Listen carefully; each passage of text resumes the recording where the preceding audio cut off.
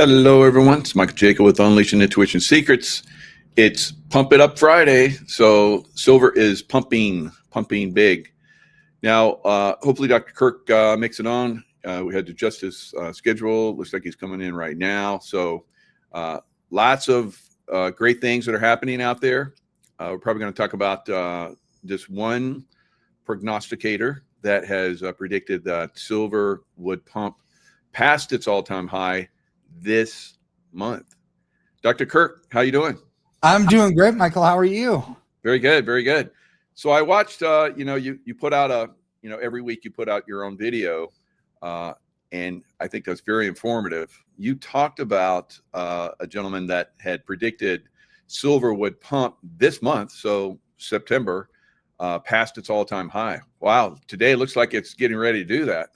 Well, it's amazing. So Jesse Colombo, he has the Bubble report on X. Everybody watching should subscribe to it. He's one of the best analysts that I follow. I think he's amazing, right? So he's done a couple of reports over the last 2 weeks. And then when you couple that with what the Fed did on Wednesday, what China's working on right now, it's like, okay, this builds into a big, amazing picture, right? So number one, he talked about a volatility squeeze, which is, so imagine like a baseball pennant, right? It's like this long flag that comes to a point at the end, right? So if you're looking at a chart, it's either an ascending or descending triangle. It gets to a point. When it gets to that point and the price breaks above that top resistance line, that's the breakout. So we're seeing this pattern, which is caused by volatility in the markets right now. Not always, but right now it is. And that's called a volatility squeeze. Now, this is happening in copper. It's happening in silver. It's happening in gold. It's happening in the Japanese yen, US dollar pairing.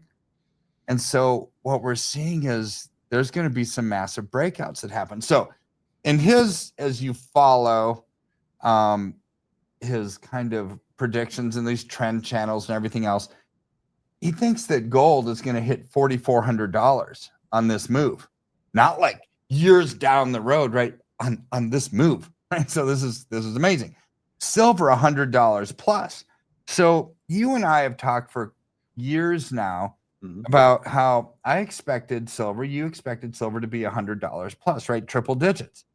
Well, now we're not lone wolves talking about this, right? You've got economists all over the world and big banks and international money center banks coming up with the same numbers, right? So here's where he also came out with another report, Jesse did, about, he said silver should hit $50 in September. And it's September now. It's like, okay. I mean, it's not like a year down the road. It's like right now, this September. So the rationale for that, and if you look at the chart that he's referencing, you and I talked about this 3 weeks ago, 4 weeks ago. I don't know, when we talked about the cup and handle formation. Oh, yeah. Right. So this is it. So for everyone who didn't hear that when we talked about it, imagine you're looking at the Big Dipper, right, in the sky. And it's like this big, huge cup, and then it's got this handle that goes out, right? So the cup took 40 years to develop this technical formation. So you go back to the 1970s when silver was really high, Hunt Brothers type time frame. Then it comes down and dips up, and it's been growing to where now we're at the end of this cup, right, at $5 from the all-time high of 48. Now, what comes after that? After it breaks through that resistance, it's the handle. And that's where I look at things, and you're much more of a technical trader than me, right? But I look at these things and it's like, what causes these resistance points, right? When you're kind of going up on the chart and it seems like these patterns, like clockwork, act like resistance, and you can draw this line over time. Why is that? Well, you've got algorithmic traders and high frequency traders that are just using computers, and it's like, okay, you're getting towards the resistance point, we better submit some sell orders, and then it drives the price down, then it bounces back up, hits the resistance, comes back down. When you blow past the old high, not really any technical chart patterns to actually look at anymore, right? The computers are going to like fizzle out and say, I don't know what to do. We don't have these Bollinger Bands and these different patterns and these things because we're at all-time highs. You're in uncharted territory, right? So when you start looking at these, this is where we start to enter that handle, right? Which is really exciting for all of us who've been holding. We've been these holders of silver, and now it's time to watch the price increase. We're getting really close to that level of uncharted territory. This is exciting to me. Now, let's add two more pieces to this puzzle. Number one is, and I got so many complaints on Wednesday, I'm not joking. People calling and complaining that, Kirk, you said when the Fed lowered interest rates, gold and silver were going to go up, and they were going to go up a lot, right? And so what happened on Wednesday? Jerome Powell and the Fed, they lowered rates 1/4 point. And then what else did he say? He said, another big statement. We're going to have another 1/4 point increase this year and another one this year. So that's a total of 3. And we're expecting to have 1 in 2026. So that's 3 more rate reductions in addition to the one they just did. So what happens when interest rates come down to precious metals? They go up. So then why didn't they go up on Wednesday? Right? It's like silver came down 90 cents on Wednesday when they made the announcement. Well, here's where it's kind of just common knowledge. When you lower interest rates, gold and silver go up. So equate that to, I'll just make up a story here. Let's say you're sitting on a couch all day long. Every single day, you eat 3 pizzas and you don't work out. What's going to happen? You'll probably get a little chubby. I mean, it's probably not going to be the best outcome. But there's a cause and effect. You eat too much pizzas and you don't work out, you're gonna get chubby. Interest rates come down, gold and silver goes up. It's just what happens, right? So on Wednesday, here's my analysis of what happened. Powell, what was more important than Powell lowering interest rates 1/4 is what he said was going to come after. 3 more rate reductions, 2 this year and 1 next year. So if gold and silver go up, who has massive amounts of short positions? Banks. Chase. Yeah, banks. Bank of America, HSBC. I mean, they have massive amounts. So as the price of silver and gold go up, they lose money hand over fist. Absolutely hand over fist if they have short positions. So what did they do? Started closing these short positions. They needed to unwind them. They needed to get out because of what Powell said was going to come next. So that puts selling pressure on the market. And in the commentary that you reference, it's like, okay, this is going to be pretty short-lived, right? Whether it's a day, whether it's a week, and then gold and silver will take off because gold and silver go up when interest rates come down. So here's where what happened since then. Yes, silver's up again, right? It's going up. It's up over 42 today. We're probably going to hit 43 again by next week. So that correction from Wednesday when they lowered rates didn't last very long, right? It was just the knee-jerk reaction to massive amounts of selling pressure on the markets. Now, there's one more thing that we have to bring in here. This is like the black swan event, right? That nobody's really talking about. Literally, nobody's really talking about. And that's the BRICS nations and why are they amassing like thousands of tons of gold? I mean, literally over the last couple of years, thousands of tons of gold. Well, you and I have referenced this in the past from a different angle, though, and that's the Basel III financial accord, right? So Basel III says what? Gold is going to be a tier 1 asset. So what is a tier 1 asset? It means they put gold on the same kind of level as your balance sheet assets, as your treasuries. It's just a stable asset that they can use as collateral to look at, what they're actually worth at the big banks. People think, well, why? When they made gold a tier one asset, gold is going to go through the roof. It's like, not necessarily. They're just counting it on their balance sheets as something that they can count as a stable asset. What matters more is the next level that nobody talks about. And that's an HQLA, a high quality liquid asset. So above a tier one classification is the HQLA asset. Now, what is that? That means you can use whatever an HQLA is for international settlement. You can use it as collateral. You can use it as, to collateralize in the repo markets, right? So you actually use it. So what China's moving towards is taking gold in Basel III Accord from the tier one to an HQLA, which means they don't have to use US dollars anymore to settle between countries in the BRICS nations. They don't have to use the US treasuries. And this, when you start to put these puzzle pieces together over the years, when 2 years ago, Michael, Putin said at the BRICS meeting, at the opening remarks, we're going to de-dollarize the world. It's our objective, irreversible. This is what we're going to do. So now you put some meat behind those statements and start to connect some of these dots.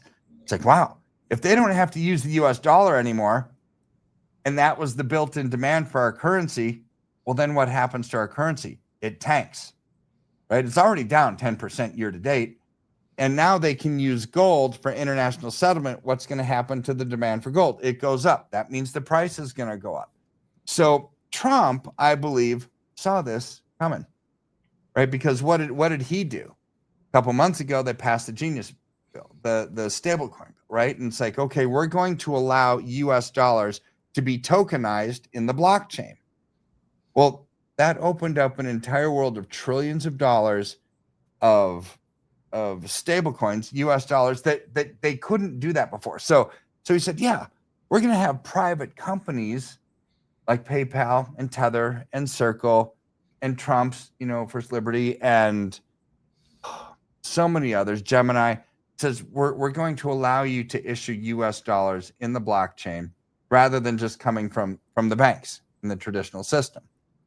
So he built in demand for the US dollar as Asia and the BRICS nations are dumping US treasuries. Trump was a genius in the fact that he said, okay, we're going to actually build in more demand. Because when you think about it, without stable coins on the blockchain, what do people do when they sell their Bitcoin or their Ethereum or their Solana or their XRP?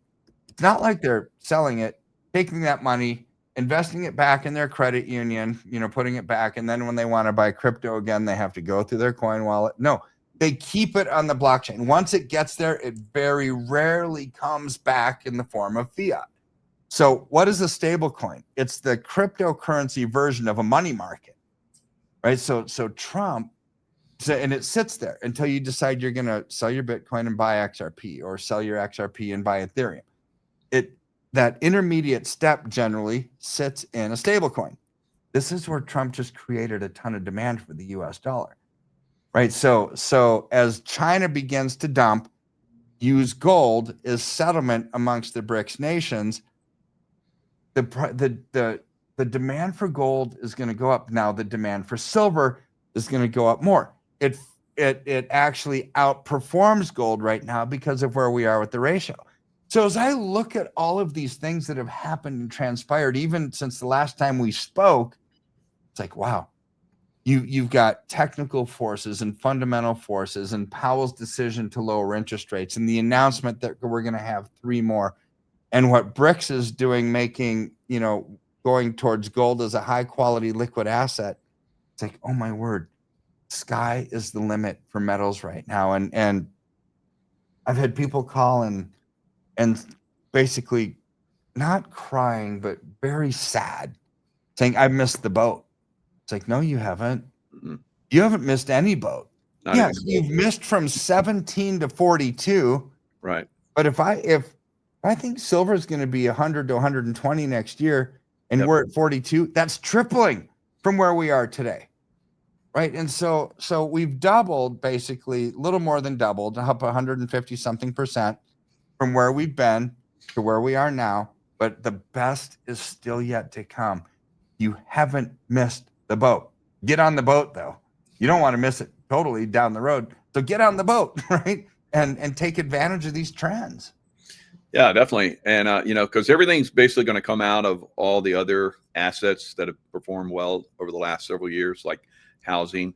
So we're already seeing the housing downturn starting to pick up pretty significantly in some places, like here in Vegas, where I'm at, and also in Florida. So those were the tattletales of the housing crash. So that's beginning.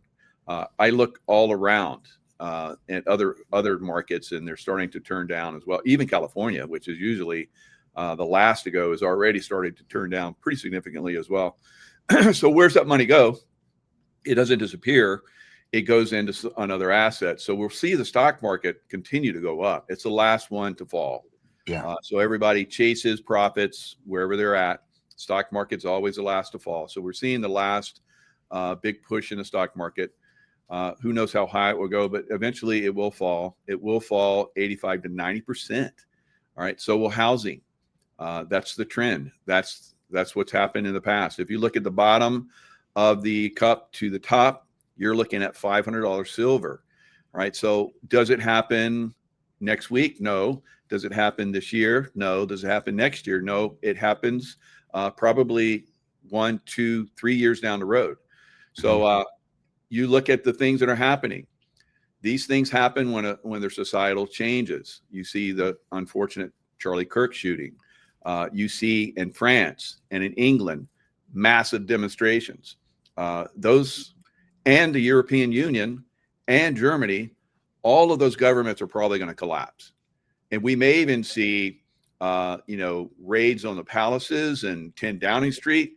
And then you might even see that on spikes, right? So that's where we're going. And what do you think is going to happen? Where is the money going to go then? Because it's coming out of every other asset. It's going to go to silver and gold, right? Like we talked about. Yeah, it's the flight for quality that happens. So here's where for investors that want to minimize risk and maximize return, this is what's exciting to me, because unlike 2008, 2009, that crisis, what's different? I mean, there's something different. Yeah, financial collapse, the banks are undercapitalized. That one was caused by subprime lending. We've got financial problems now, but one thing that we have now that we didn't have back then is people now have lost faith and confidence in their banks and in governments globally, right? So yeah, Trump is probably going to fix things here, not tomorrow, but a year down the road, a year and a half down the road, as his policies can take effect, and there's this policy lag and action lag, and when you see the fruit on the tree. But what Trump can't do is fix the global economy, right? He can't fix the economic problems in China or Japan and the collapse of the yen, or the social dynamics in France and the United Kingdom, right? These are things outside of his control. And gold and silver are not just U.S. assets. They're global assets. So here's where, Trump could fix things amazingly here. And gold and silver still go through the roof, even though, because what's the flight for quality? The rest of the people around the world where their economies are collapsing are going to have to fight for safety, kind of a mechanism. So when people call and say, well, Kirk, Trump is going to fix the economy, I agree. He's not going to fix the global economy, right? And gold and silver are global assets, which means until we have global peace, until the global inflationary death spiral of currencies collapsing is fixed, until there's no more geopolitical conflict, Russia and Ukraine aren't fighting China and Taiwan, or you name it, everywhere, right? Until all that stuff goes away, it's like, all right, gold and silver is still going to be a really good option around the world. And the last time I checked, there's more people around the world than there are in America. So this bull market in gold and silver should have some serious legs, because the global economy is really sick. So is the American economy after 4 years of Biden, but Trump is working on that. He's fixing it. It's just going to take a little bit of time. So in the meantime, how do we take advantage of and profit from the economic malaise and all the tensions that we see and the social chaos and what's building up like this boiling cauldron right underneath the surface after the Charlie Kirk assassination. And now you've got turbulence and turmoil and hate and division everywhere, literally everywhere. This is the kind of times where gold and silver thrive, and we should just take advantage of it. Right. So you mentioned in your last your market report, how much is the dollar down over the last year? 10% so far, and it's only September. Yeah, exactly. Yeah.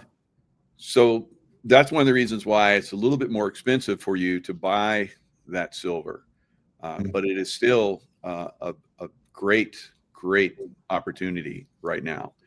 You're going to see a doubling, maybe even this year in the rest of this year, and then a tripling and quadrupling, and it just keeps going to go. It's going to keep going up as we see more and more tensions, more and more social unrest that's coming around the world, more chasing the quality, flight to quality. You're going to see a lot of money come out of the stock market probably towards the end of the year, maybe into next year. It might even go through into next year before it finally starts to come unwound. Yeah. I love your site. I highly recommend everybody go over to your site and just click on silver. When you click on silver, you're going to get this nice chart. And then you can play with the chart. There's the one for the Dow Jones. As you guys can see, that little orange line right there is way below what silver is up over 40% year to date. All right, over the last year. So you're going to, and like we've talked about, if you jumped in when we jumped up and down to get you guys to buy back when it was 17, you're more than doubled your profit right now. Did you do that in anything else? And unless you're a very, very savvy investor, no. But you look at the S&P, you look at the FTSE, the UK stock market, nothing. Crude oil, way down there. Oh, that's nasty. Yeah, and then the U.S. dollar, it's this under 0%, return. So that's where we're at right now. So how do you take advantage of this?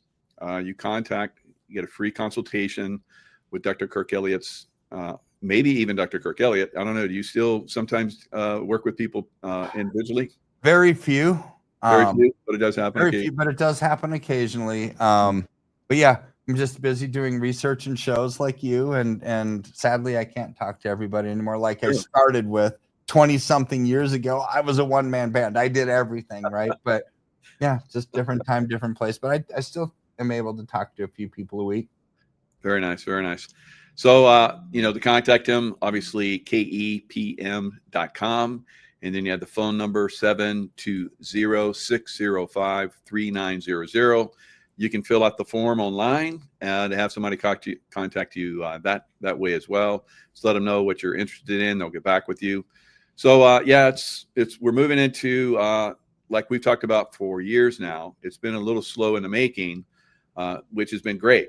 It's given us the opportunity to load up on silver, which a lot of us have done. I was just visiting with Scott McKay, and I remember talking to him a couple years ago, and he was asking me about silver, and I said, "You better load up," and he did. So, and he's very happy he did, and then a lot of other people that have followed our advice are very happy they did as well. It's still, you're still going to be happy you loaded up on silver still to this day. I mean, I just talked to Scott this morning, literally like an hour ago. Nice. And he was ecstatic because he's doubled, Michael. Oh, yeah. He's doubled from what he started with. It's like, who wouldn't be happy with that? I talked to him while I was there, and I gave him some new advice. I said, don't sell yet. Yeah. Hold on. Keep it for into the next year. So, yeah. And then maybe you'll take a little bit of profit, but you want to hold on as much as you can. Right. Absolutely. All right, Dr. Kirk Elliott. We always appreciate your insights. I know you have a busy schedule, so we're going to let you go. But thanks so much for coming in and sharing. You bet. It's my pleasure. All right. So Hello, everyone. It's Mike Jacob with Unleashing Intuition Secrets. Hope that light off my head doesn't blind you. Yeah. So, I was watching the Charlie Kirk Memorial pretty much all day. It's bittersweet. It's so it's going to take a while to kill it, make it go away, like they were attempting to do with the Republicans and conservatives.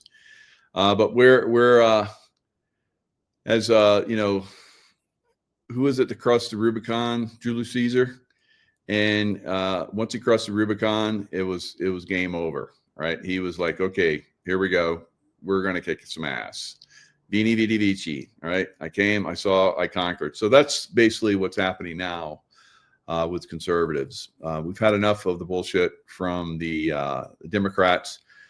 Amazingly, like Erica Kirk said during the memorial, when in her speech, she's like, there were, unlike when the Democrats, have their people, have problems with them, there were no riots, no cities burned, no people were killed, right?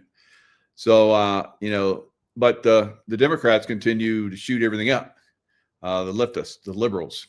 There was like Jimmy Kimmel got fired from ABC, so I guess a supporter went and shot up a ABC news station, shot several bullets into it, and he got arrested.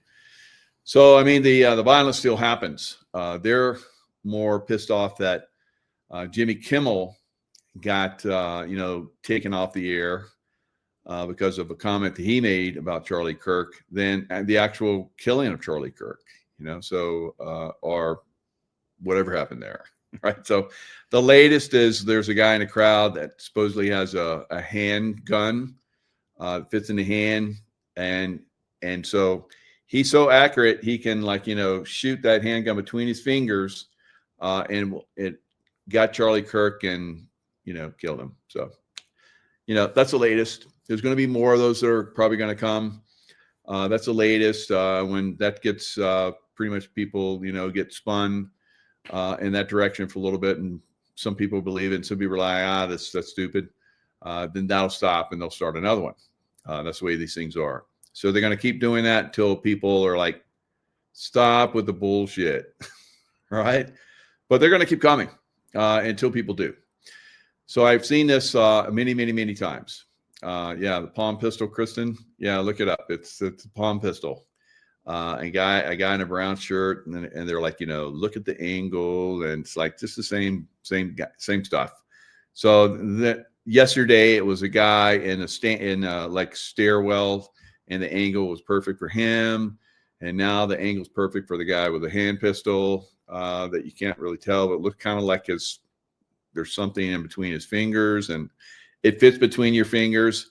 But yeah, you can not even I'm going to have to sight in to get an accurate shot with my pistol, but somebody can just bring their hand up to their chest, and boom, it's just perfect. And people are going to believe it, evidently. So it is what it is.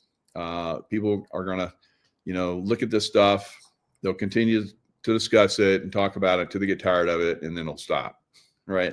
Like I said, I've seen this over and over again. And I've known, like I know this one, to be basically false flag. And I've seen other events that I knew because I was on the other side of it, that things were a false flag. And then I saw the press ramping it up and ramping it up and ramping it up. And it got to the place now when we see that the aliens were involved in Charlie Kirk's shooting, that's probably the sign that we've reached the pinnacle, because I've seen that in other events where they just keep what else can we throw at these knuckleheads and they might believe it. It's the one that really usually gets people is the alien involvement. All right. So when we see the alien involvement come up, if that even gets to that point, then we know we've reached the pinnacle. So it's very unfortunate. Obviously Charlie Kirk is no longer with us, whether he's in witness protection, Valhalla, like we've had other people talking about, like Wano Saban. So is he in Valhalla? And I don't know. I don't know where Valhalla is, but that's a code name. It sounds like for witness protection. Now I heard that President Trump, haven't had a chance to look it up, but somebody said it in the chat today in another show that I had earlier, that President Trump signed a bill that would, as I guess maybe leniency, as long as it was for circumstances that their life was in danger. Maybe, I don't know. I haven't read the bill. If it was a bill, if it was signed into law, I don't know. All right. So we have also Congress, which has to pass the bill before October 1st. Otherwise, the government shuts down. Now, they play this game all the time. The only time that I've ever seen them extend it was during the Obama administration. And that only impacted people like myself that were, and I think maybe it's one of the targets, people like myself that were doing security for the CIA. So I couldn't go overseas. Probably impacted other people. The military, they got their money, which is good. We want to make sure they get paid, right? And there were essential personnel were getting paid, but everything else was shutting down. But things just kept going. Maybe they should do that for a while, every time. Now we know they're cutting costs on a lot of stuff. USAID basically took that off the books to a great extent. It saved billions of dollars. They cut all kinds of education and all kinds of crazy stuff that was basically laundering and stealing money. They cut a lot of stuff. Now in Argentina, remember how Elon Musk said we're going to do it like Milei did it in Argentina? The president of Argentina came in and just started chopping everything, and that was well received. But I'm going to show you how maybe that is not so good. All right, for him, his party, and also the future of Argentina. So now, United States, how much longer before United States basically has problems? We're going to see. We're going to see how much longer they're able to extend this crisis that's brewing, right? Extend it to the point before it actually happens, right? Now, Charlie Kirk, it happened in Phoenix where they did the memorial. Now, you see this car wreck right here. I was traveling back home from Las Vegas. You see that's a desert highway. You see all the clouds. I'm going to show you some where it was like pouring rain.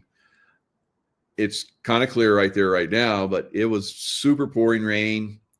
I noticed it was pouring rain, obviously, and I have a Range Rover that has I can dial in different, like, it basically adjusts the suspension so that I can go over like desert terrain, snow, rocks. I can rock crawl with the car. The car is absolutely phenomenal. I have big fat Pirelli tires on it. So I was starting to get a little light, and I was like, a little hydroplaning. And so, because it was really dumping rain. And so I dialed in basically the rain dial. So it basically adjusts the suspension so it, doesn't hydroplane. So I'm traveling, as you guys can see, if you look back here, this is the road coming up the hill. I'm coming up the hill. It's pouring rain. I'd already slowed down a little bit because, Mike's an intuitive, and sometimes I just listen to what I feel. And this car right here was coming in the opposite direction. He was at the top of a hill, at the hill that I'm going up. And I noticed he got light. So he's in a Kia. I noticed that Kia got light right at the top of the hill. And I came off my gas. And I'm usually fairly aggressive driver. I don't speed other than when I pass people that are knuckleheads on the road. So I have a car that really goes really fast. It's turbocharged. And so I love that because I get to go around knuckleheads and or inconsiderate drivers. So I can go fast, or I can, it's got like these unbelievable brakes that will stop the car on almost a dime. And when I saw that car, that Kia, get light, I was like, oh, that's not good. And so I came off my accelerator, and I'm getting ready to maneuver, pump the brakes, whatever I got to do. And I saw his car start to come into my lane, right? But I still got a good distance, and I can still maneuver. So I'm not completely concerned about it. And then I saw his car spin, and it spun and it spun. And it's almost like it got some kind of force that took it over. And it just started going in reverse at a high speed. It went up this embankment right here that you see on my side of the road, and it started flipping. It flipped several times, and it came to a stop right there. I went past it. We called 911, and they came after several minutes. But I got out and I started, seeing if I could help the guy. Where's the photos? Photos. Oh, it's a pain in the butt. All right, so let me see if I can pull them up. Anyway, I'm not going to mess around with it. It's not going to play. All right, so it basically shows me writing the report. I'm with the guy. I'm asking the guy, where are you from? And or where are you going? He's like, I'm from Phoenix. He was going to Phoenix, and his car lost control right in front of mine. So, of course, I've talked about Charlie Kirk. My life is always targeted. So I don't know. Was it just a coincidence that this? And imagine if I wasn't intuitive, if I wasn't an expert driver that's been through many driving schools for the CIA and so forth, and I felt very, very comfortable, even, with this car losing control and spinning right in front of me. I was like, I still got a chance to maneuver. I'm still good. And we just watched it spin in front of us, go up the bank, like I said, flip over right in front of us, and then come to a stop. And then we just pulled a little bit back, got in, flashing lights, called 911. I got out, talked to the guy, helped him out. He had lacerations on his forehead. It was bleeding. His car was total, right? Total. Unbelievable. But he survived. I asked, is anybody else in the car? He's like, no. And I, was trying to keep him talking because he had hit his head. I didn't want him going concussion or anything. Or if he was going into a concussion, keep him talking. So I just kept asking him questions, and very, very nice guy, but crazy stuff. So yeah, we have these events that happen to us, guys, and like a Charlie Kirk assassination, Now, like I said, and I believe Charlie Kirk is not with us in the old sense of the word, but in another sense of the word, he's in witness protection, right? So you're going to continue to have all these different things. They're going to come out. Some of it's deep state spinning, some it's white hat spinning, and so forth. And it's like I said, it's going to just continue. Other people will be threatened, like this one guy that went to shoot up the ABC because I guess, he loves Jimmy Kimmel, and he doesn't like. So I heard that ABC is now in negotiations. I don't know if this is a ruse, so maybe they can throw off the people that are going to leftist crazies are going to start to target them. It's like we're in negotiations to maybe have Jimmy Kimmel come back. And which they probably don't, because he had super low, people watching him. They were falling off a cliff. They wear him out until they or no longer useful, and then they discard them, right? So his show, I think he had at the lowest, he had 160,000 people watching him, or 116,000 watching him. My video on Charlie Kirk, in fact, got more views than that. On Rumble, which is my low view, place, it already had that many views when it got pulled off of YouTube. So, I got more views than Jimmy Kimmel, in the end, talking about Charlie Kirk. So he talked about Charlie Kirk, had low views, and they kicked him off. That's sweet justice, right? And then a car spins out of control in front of me and almost takes me out. It's like, it's crazy world we live in, guys. That's normal for me, though.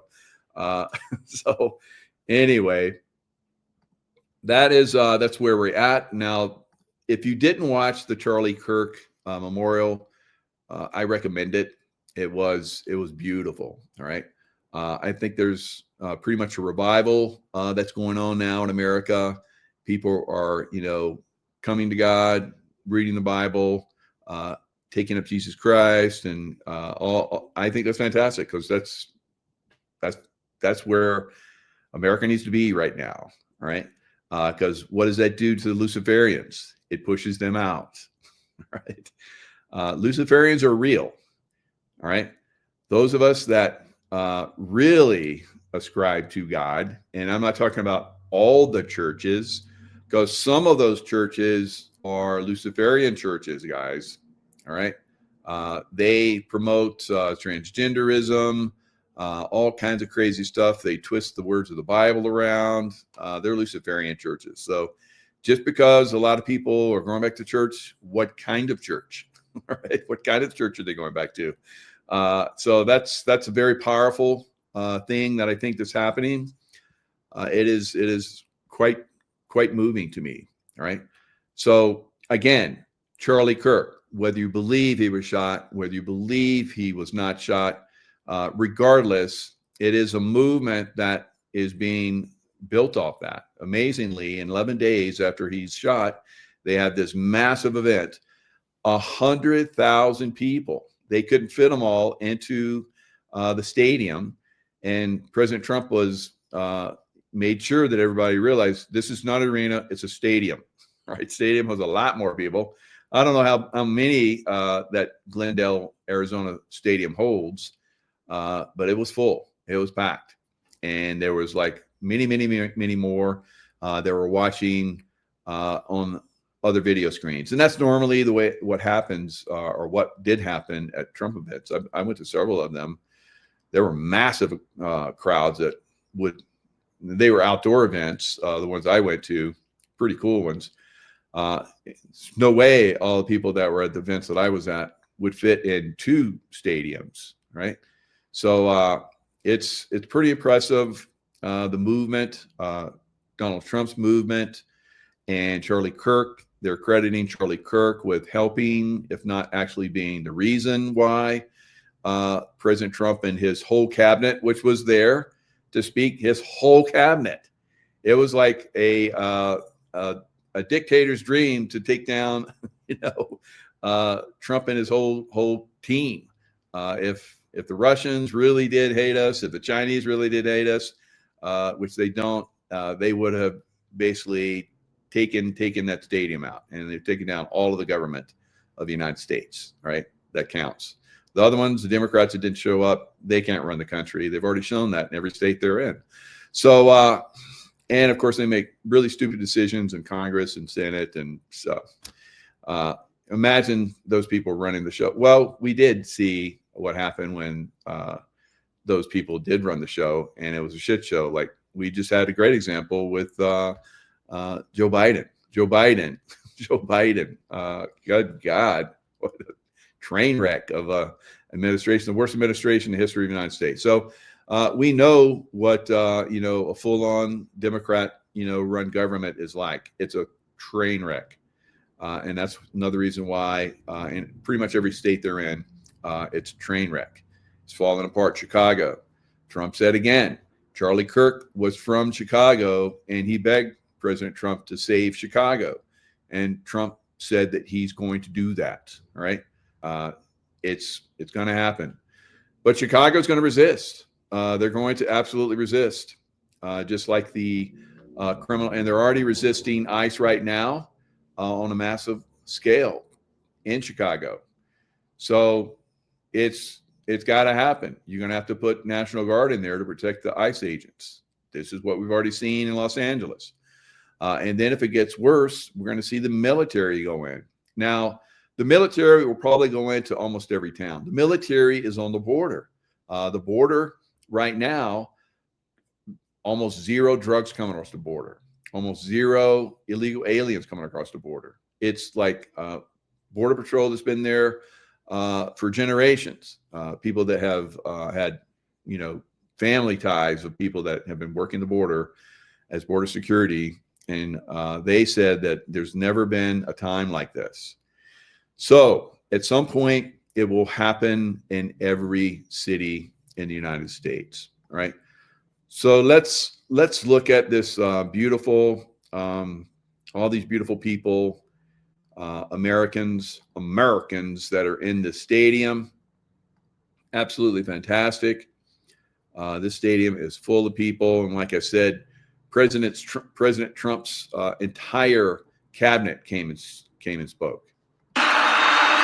He chose our schools as his arena because he knows that they are meant to teach, to train our young people to think critically, to debate ideas, to test their strength through a clash of reason. But too often, these schools silence debate, saying words are violence and dissenting voices are hushed, and those who speak of God, those who speak the truth, simple objective truths like there are only two genders in these schools, they are told you have no voice.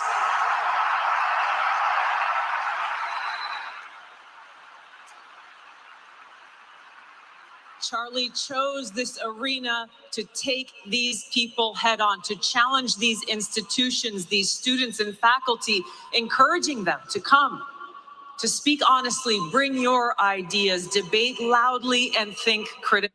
So this is the way conservatives think.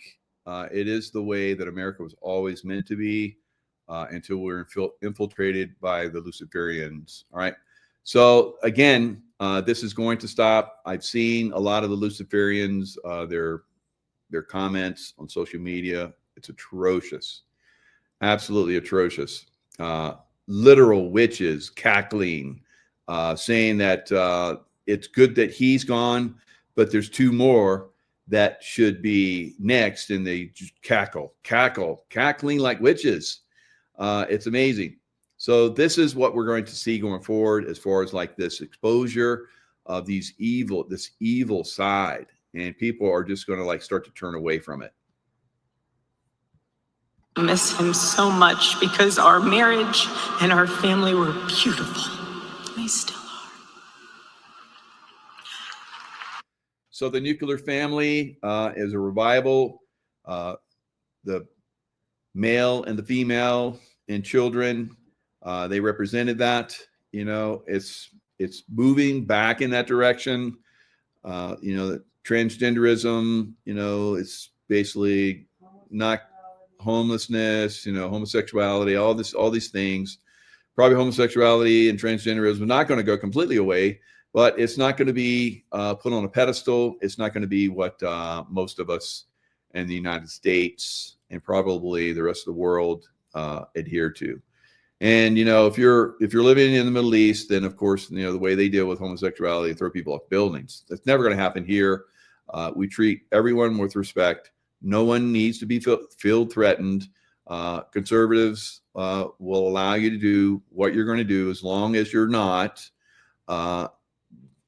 being gross or stepping over bounds and coming at their children and so forth, which we've seen, unfortunately, start to accelerate. America, unfortunately, now is the number one place of child trafficking and so forth. So that's going to stop. That will stop. And of course, President Trump is here to help make it happen. He was always in it for the mission. As you like to say, even back then, we have a country to save. Just what he did. He'd call me all the time, sir, we have a country to save.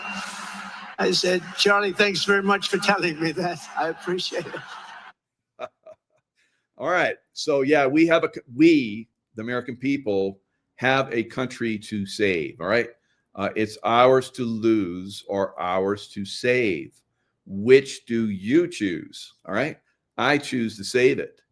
I choose to be, out here vocally getting myself targeted. All right. But, we do have a very good audience out there. There's a lot of good commentary out there.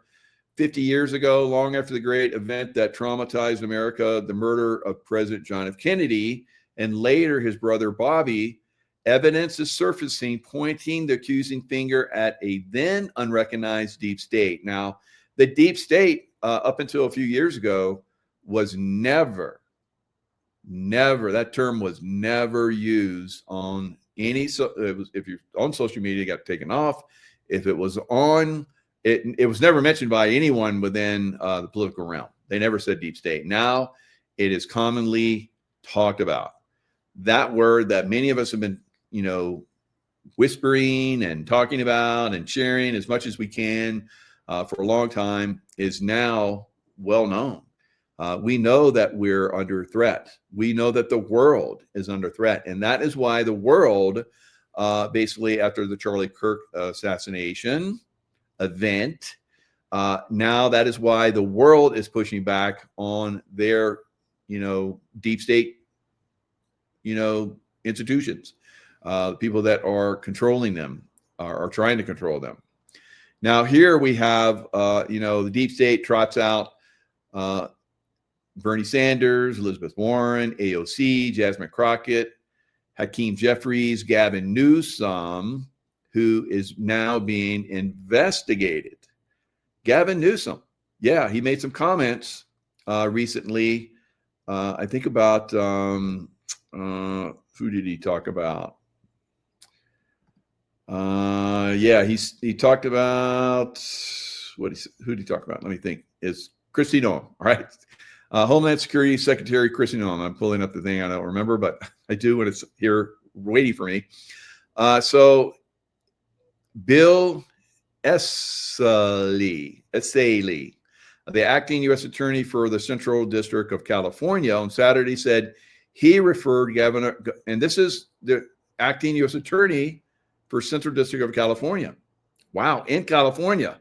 He is referring Gavin Newsom to the Secret Service for a full threat assessment after he made statements saying, basically, Kristi Noem is going to have a bad day today. Right? That could be, anything. But if anyone said that about anyone in the political realm at the top like this, you're going to get looked at. So this is monumental. They're starting to find things on a lot of these, deep state puppets. Gavin Newsom, obviously, one of them, right? So Noem has neither responded to Newsom nor Essayli, and neither has, Governor Newsom. So Newsom, right? So Newsom is his days are numbered, I think. And it probably will get that nice necktie at some point. So the Trump administration ramped up its mass deportation campaign, and now Newsom is basically saying that any federal government person that's in the state of California must not wear a mask. This is the guy that insisted that everybody wear a mask just a few years ago. All right. He was so vigilant in his knuckleheadedness that I left the state of California and went to Florida. All right. So how much longer?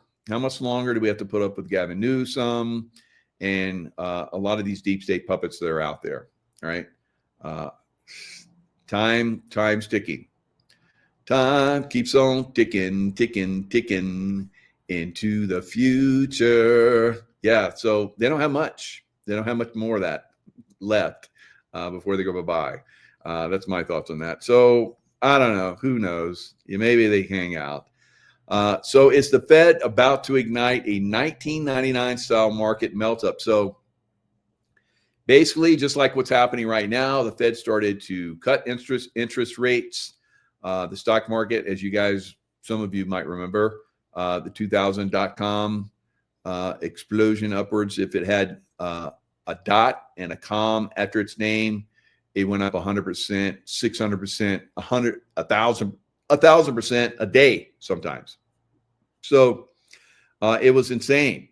So we're in the same situation as we saw with the dot-com bust, well, eventual bust, but everything that happened during the dot-com explosion. Now, the thing that's different this time is we didn't have residential and commercial real estate crashing. So you're having a lot of that money that's coming out of well, it's already come out of commercial real estate on a massive scale, and still is coming out of it. 85, 95%, crash in a lot of the prices for commercial real estate.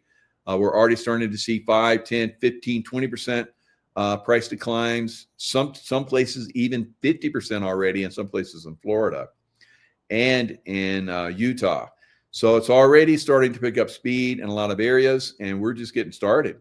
This party is just getting started. Now, some of you guys know that I've been talking about this for years, at least a couple of years. I was like, get out of real estate, right?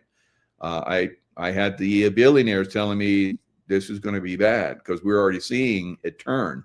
So they're at the top of the food chain saying that things are going to get ugly. Of course, it took a while, and some of that was because a lot of liquidity flooded into the market after that, right? And they just dumped money, and that money went all over the place, and a lot of billionaires' pockets, of course. And now they're scrambling. They're investing in silver to protect their assets, protect their asses.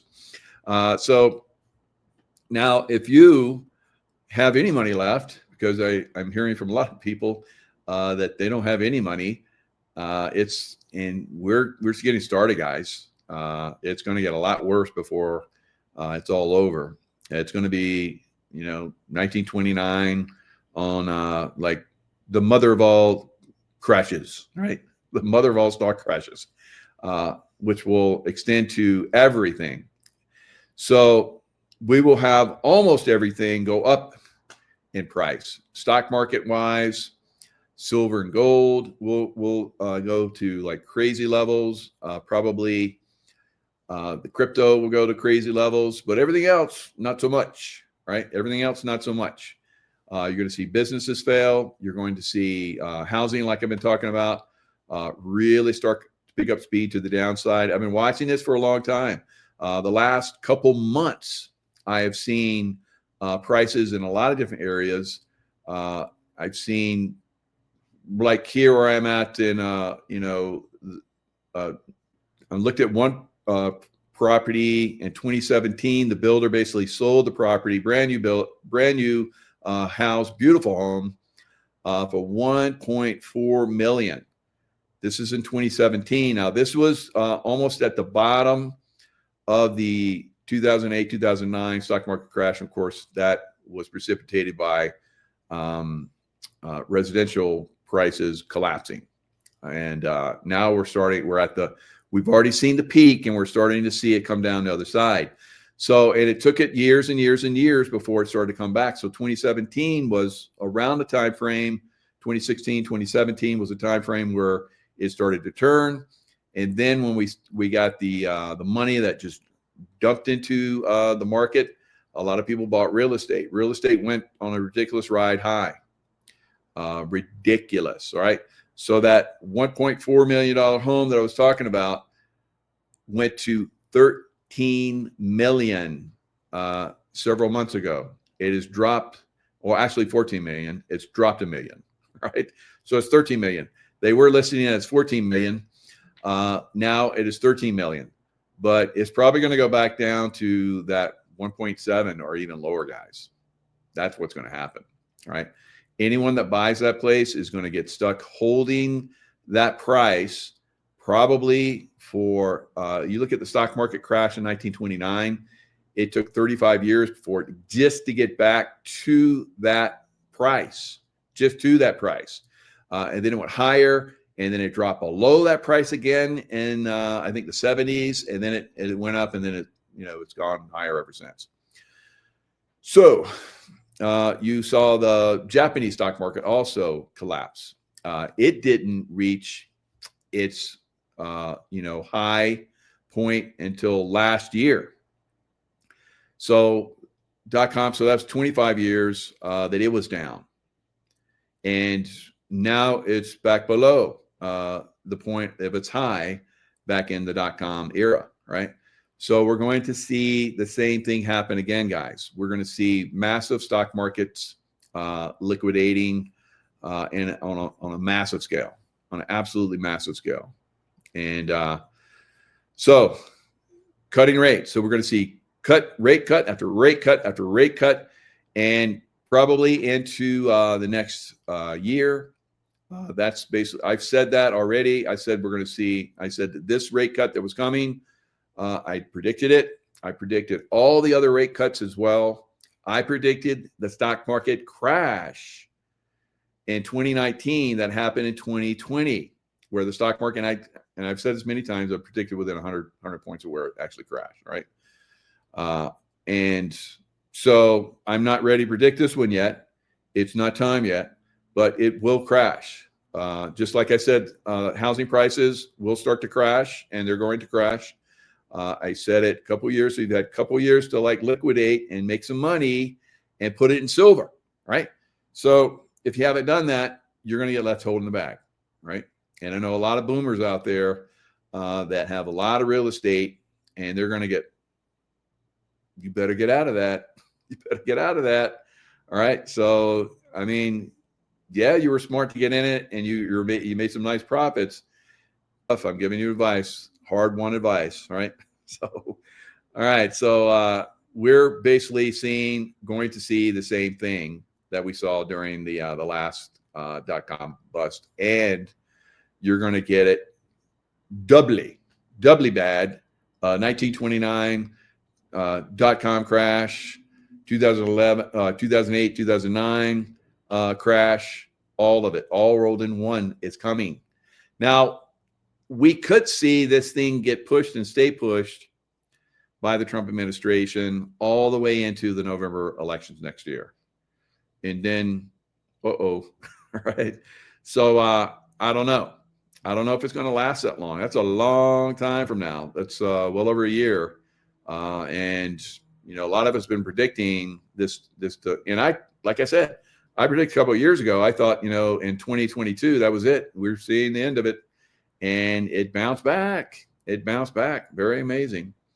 Housing prices were crashing. Stock market was crashing. And then it just turned around. When it started going back up. And I was like, bullshit. It kept going. And now it's like crazy high. And it's going to get a lot higher. A lot higher. All right. This always happens at the end. The last place, the last thing to see the money come out of it will be the stock market. So as the rate cuts come, that's basically crack. That's crack to the stock market addict. All right. Now the housing addict isn't going to get any relief. Right. A lot of people were like, well, when they start to cut rates, they were waiting for the rate cuts to come, and they thought that mortgage rates would be lower and then people come in. No. People do not have money for that. Right. We're at a crash. The crash for housing. We've already seen the crash for high-end housing is started a long time ago in certain areas. The crash in commercial real estate been going on for well over a year, going into 2 years now, right? That's going to continue. The residential real estate is going to start to pick up speed. Every month it's going to get up more, faster and faster and faster. More and more houses are going to drop in price, percentage-wise. Massive percentage price destruction. Destruction in home prices, all right, is here, and it's going to pick up speed. So you guys are holding the real estate. You're going to get spanked if you think it's going to turn around. If you have a realtor telling you to hold it, oh, they're giving some Woo, bad advice. All right. So maybe in certain areas, every area that I'm checking, not so much. All right. So that $13 million home here that went for 1.4 million, you know, what was that?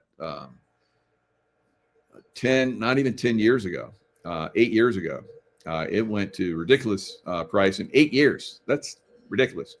That's like 12x, 13, 12x, whatever it was. All right. So that normally that is the kind of price appreciation that you see in some of the crazy bubbles. So we had a housing price bubble that was created again. It was created and it burst back in 2009 to 11, and it just kept going down and down in certain areas and stayed down, and then started to slowly creep back up. And then when we got the money flushing out into the system, helicopter dumps of money from the Fed, everything started blowing up. Everything started going up, right? Stock market, home prices, you name it, everything went up. Car prices, all right? Now people are like forfeiting their cars all over the place. The highest level of basically people reneging on their car loans, highest ever. We have the highest ever of credit card default. So many things that you normally don't hear of unless you look at these things, right? So we're going to start to see the housing prices start to collapse. People are going to sell those homes. They're going to put it in the stock market. If they're smart, they'll put it in silver. So that's where we're going, guys. It's going to, and if you're holding out on a price of a home, if you've cut once, twice, 3, 4, 5 times, you probably need to cut a little more aggressively. Hello, you better get on it. Better get on it. Or you're gonna be cutting home prices. Probably that guy with a $13 million home. If he cut like $3 million off, he probably sucker somebody into buying it, right? Former $14 million home, you can get it for 10, right? And I don't know, maybe some sucker's gonna buy it for 13 million. I don't know. There's just because you got a lot of money doesn't mean you're smart, right? All right. And maybe there's a reason why they want the loss. So some people want a massive loss and they can write it off on taxes. So that could be happening too. I don't know. That's crazy to me. Why would you ever want to lose money for anything?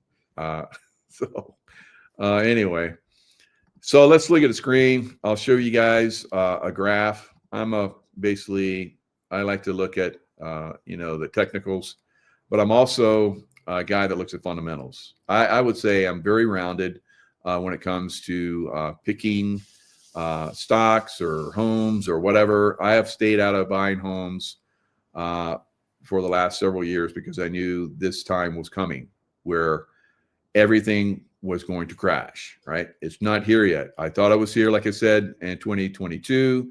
They manipulated, gave it a little breath of life so it could still stay alive a little bit longer. This is the summer of 1998. Global financial turmoil erupted following Russia's debt default. So we basically, we being the United States, basically helped Russia collapse, or the Soviet Union collapse. And that was Juan O'Savins talked about it several times. This was a military thing where they came in, they dropped the price of gas to Texans. Good job, Texans. They dropped the price of gas like crazy. Of course, Russians, they make money selling gas too, like they're doing right now. And they came in and they just like created this massive downfall, which destroyed the Soviet Union. And then we have Russia. So during this time frame, they started cutting rates. This is when Greenspan came in. Remember, Greenspan talked about irrational exuberance. And he said that several years, over 3 years before the stock market crashed. So he warned of irrational exuberance. And I've been warning about that for a couple of years now. We're probably going to need maybe another year of it. We'll see, because we're cutting rates. And like you see here, the NASDAQ went from like 1,000 to like what, 45, almost 5,000. And then it came all the way back down to 1,000. Right. And it didn't come back again for a long, long time. There's no graph here that shows that. I've showed this on other shows. But during this time frame, markets around the world collapsed. Here's one, the Asian financial crisis, riot in Indonesia. We've seen riots in Indonesia recently. All right. We've seen a lot of this stuff, happening around the world already.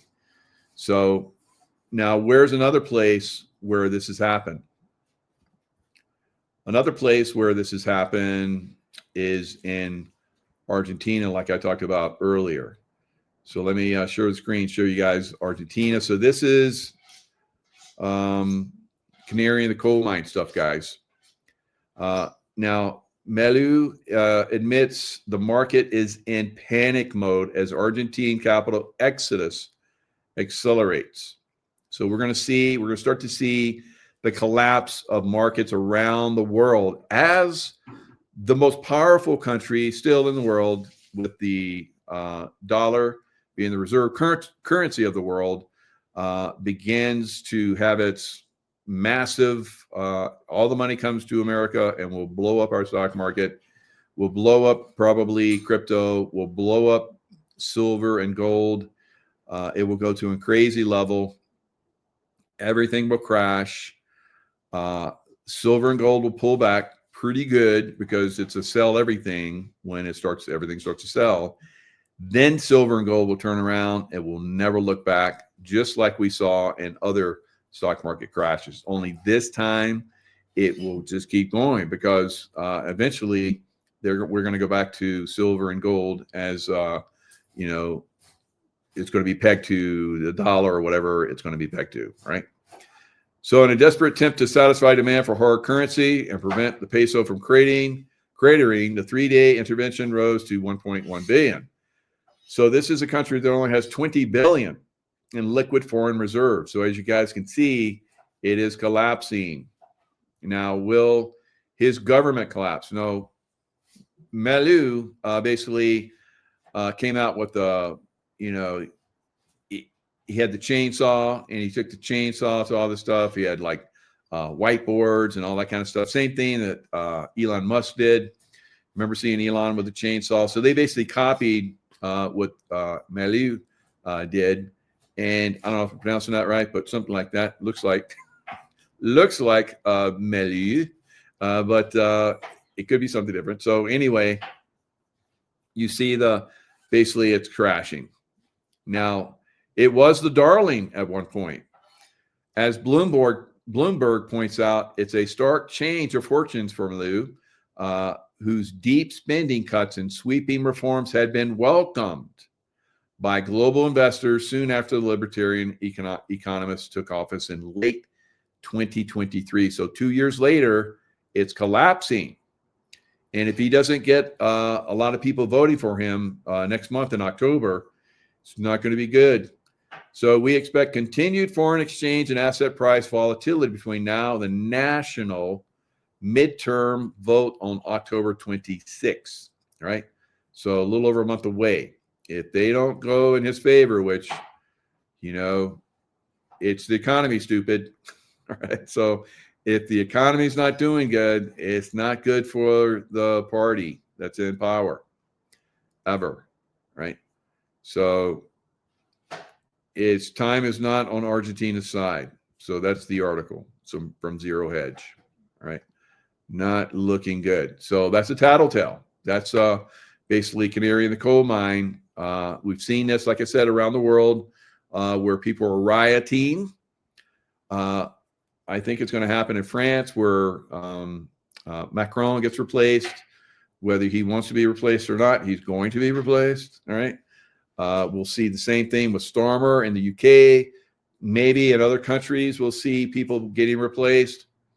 And like I said in another show, the deep state, they don't care. They like chaos. So if these guys, get their heads chopped off and they get paraded through the streets on a pike, That's chaos, and they do well in chaos, right? They come here, they always have a alternative for everybody. It's like, oh, you didn't like macaroni and cheese? Well, we have French fries for you, right? Yeah, beefaroni or whatever, you know. So we got another dish for you, and look, you're gonna like this so much more. And it's, you know, Macron, you know, he was dealing with the aliens, and so we showed you that, so we had to, like, you know, take him out. So, and Starmer, you know, he got beamed up in aircraft and came down. He was doing stupid, so we had to take him out too. You know, Charlie Kirk, you know, all the assassins are coming from you know, other planets, and so everybody's gonna be like, we don't want to hear that shit anymore. So that's kind of the way the shit works. So we got the you know, ThreeI Atlas coming in. They're gonna drop off some Andromeda Anunnaki, and they're gonna be parading around like 20 feet tall and chopping people up, and then, you know, the economy is gonna collapse. I don't know. It's just make it up as you go along. It's better than a lot of stuff we're seeing out there. All right. Chicken Little, my wife says. Oh, the sky is falling. That's a good one. All right. So the show that I did this morning on September 11th, I was supposed to have Kurt Weldon on. He could make it, so I went ahead and did a show on 9/11 anyway, because, you know, I'm an expert in when it's bullshit. Right? I come in and like, just, I've been talking about 9/11 since 9/11 happened, right? And that's when the stock market really crashed after 9/11, right? .com bust was going on, and it really picked up speed. And they're like, don't look here, look over there, type thing, and stock market crashed. And some people made money, like myself, and some people didn't. But anyway, this was, people came in and chatted. Like I said, when I get a chance, I'll look at the chat. This was a really good, you know, people came in and chatted really good about this.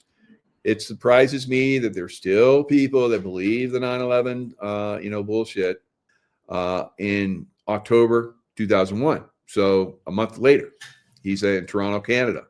He said there were many police and firefighters present at the conference.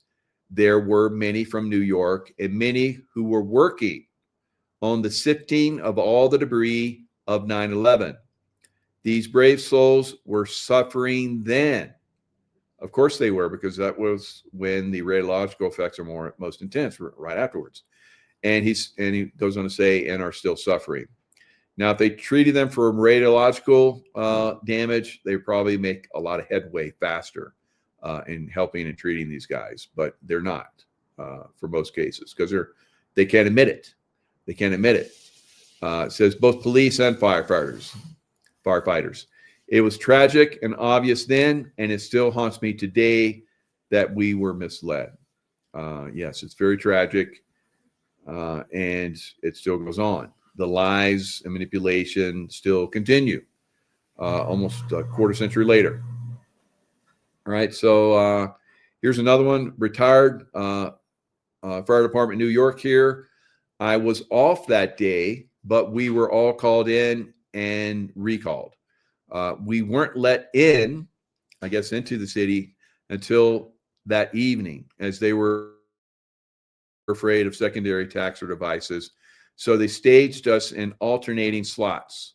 Couldn't afford to lose masses of people in a location. So yes, as often happens with Al-Qaeda attacks, but this wasn't an Al-Qaeda attack, it was a deep state attack. There are multiple attacks to take out more and more people. We're going to talk about that in a minute, because that's coming for our U.S. cities, guys. Even the 9/11 Commission admitted in the report that evidence and information was withheld. A good friend of mine was friends with Oreo, the guy that I talked about on the show. Absolute hero, made it all the way up to where the plane crashed into the building.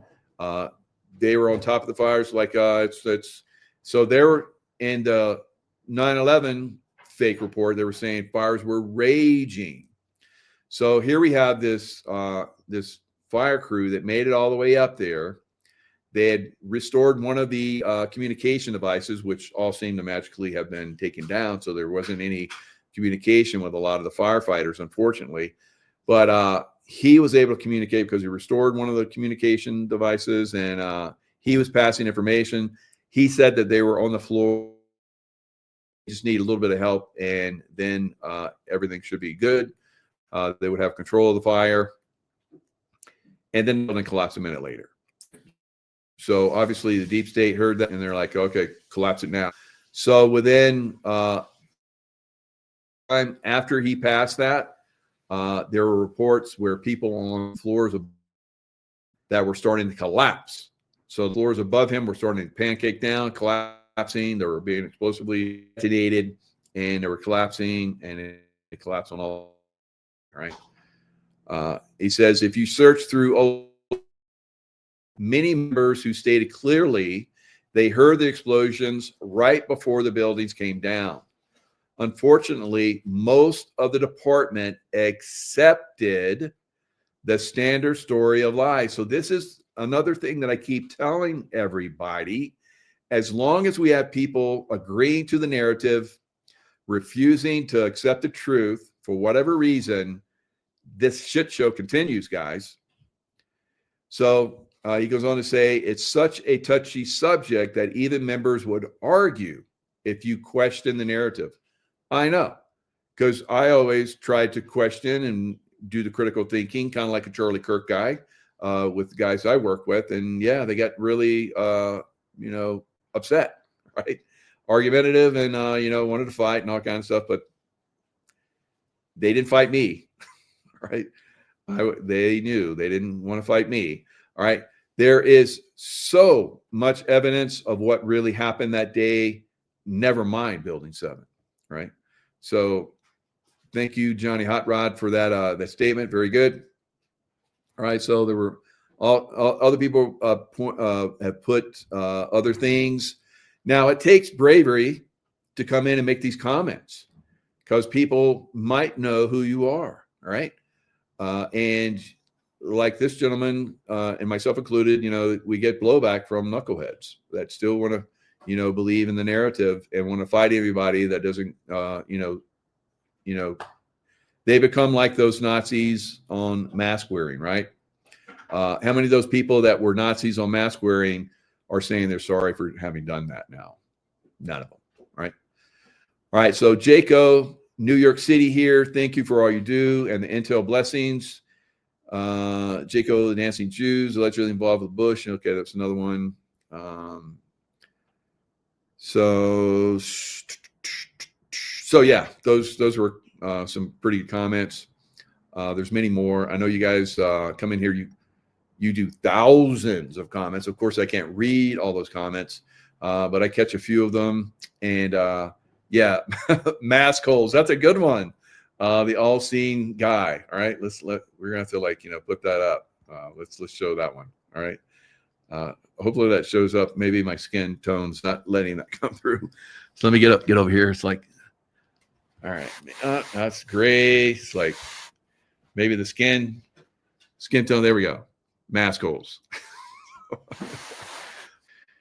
Urgent intelligence alert. So that doesn't mean it's going to happen soon, but it is getting closer than ever, I feel. So must read urgent intelligence alert. NCTC confirms Al-Qaeda presence. Been talking about this one ever since Joe Biden got in office, started letting these knuckleheads into our country. Al-Qaeda presence on U.S. soil. Imminent sorry, that's my wife just blowing up over there. She caught herself, sorry.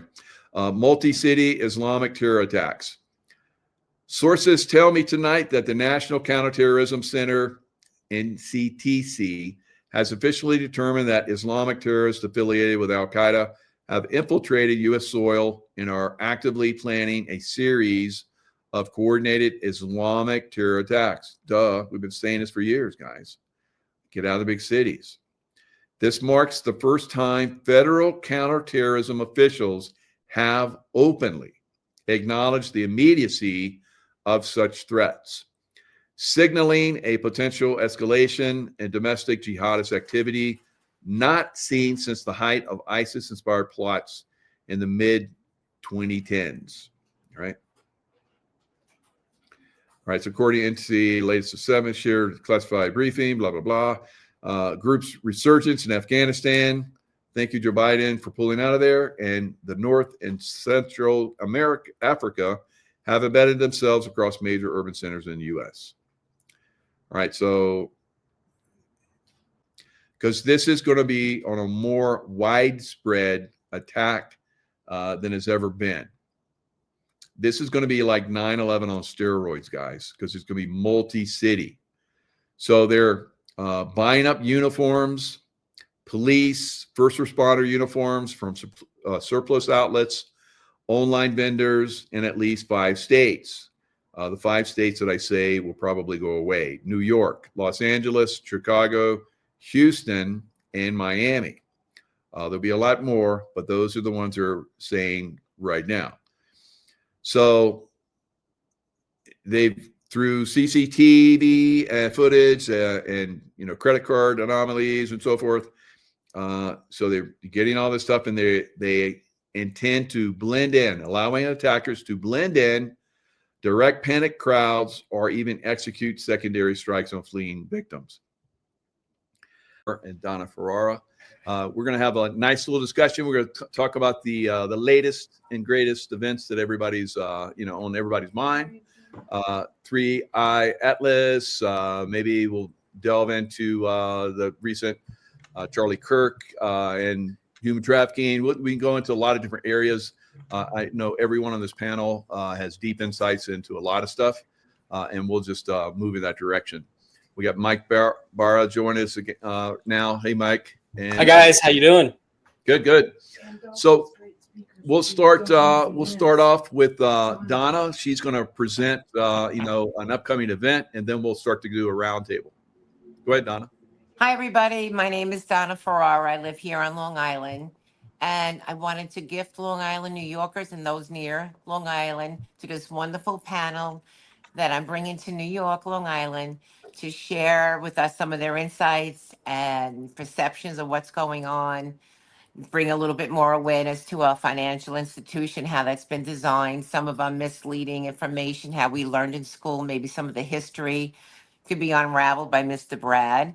And we have lovely Laura here, spiritual, beautiful Laura, who I'm telling you, she's been a little bit of my backbone. Laura, thank you so much.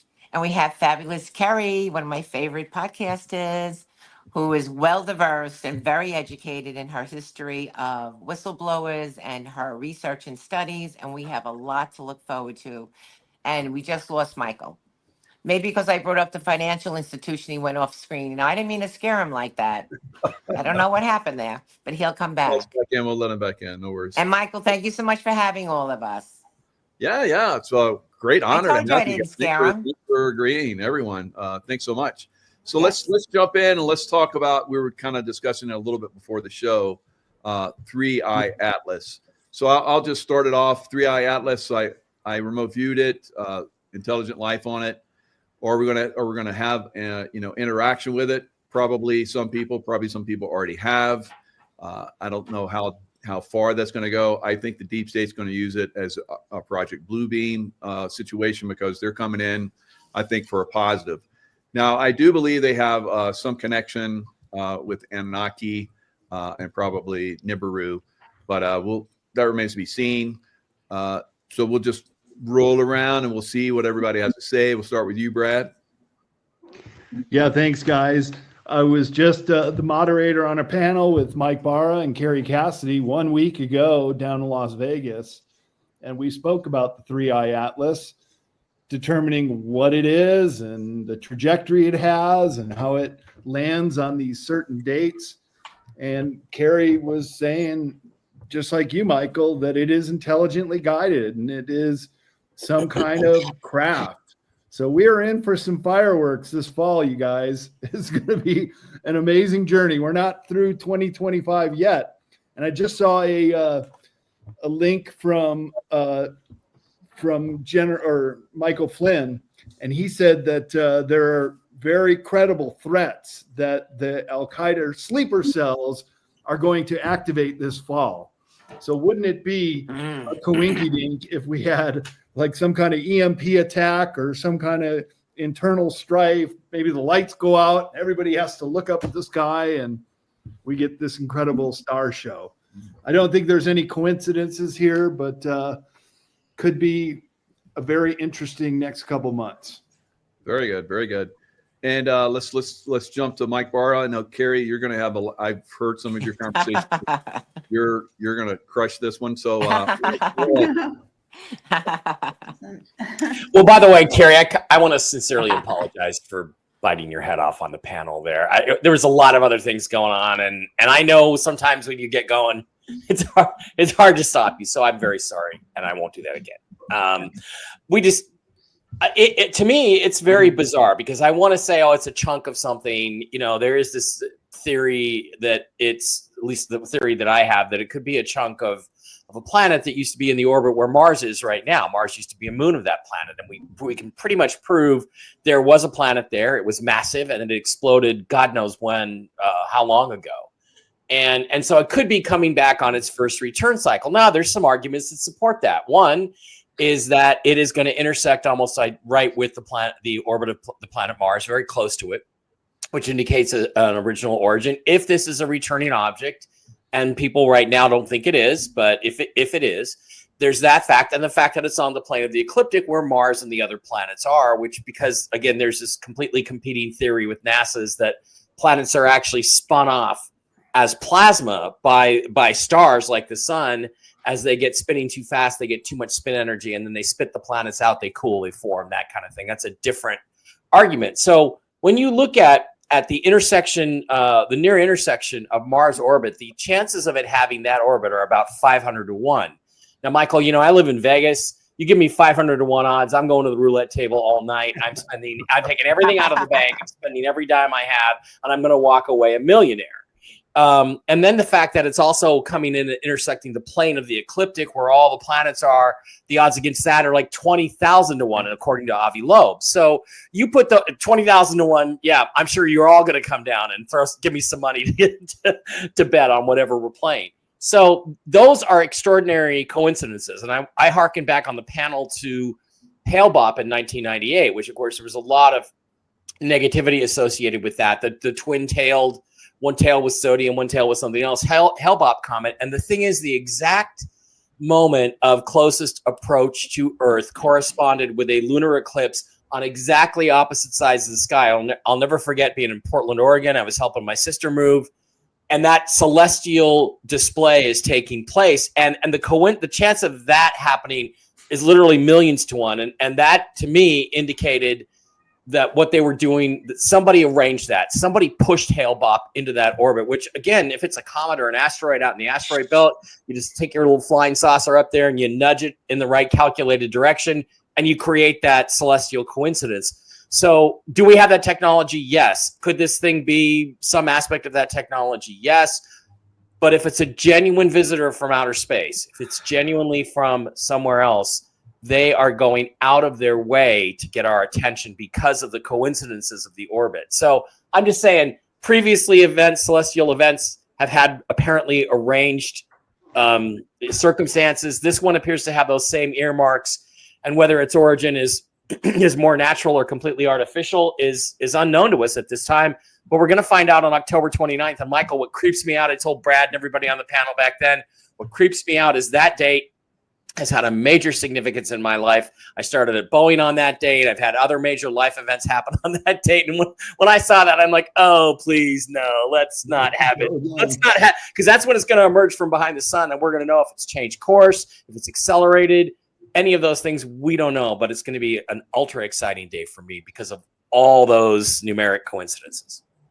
Fascinating. Thanks, Mike. And Carrie, what are your thoughts on ThreeI Atlas?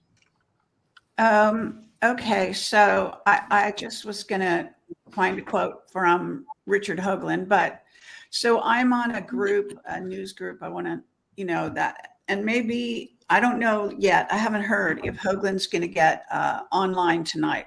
So they have been blocking him completely.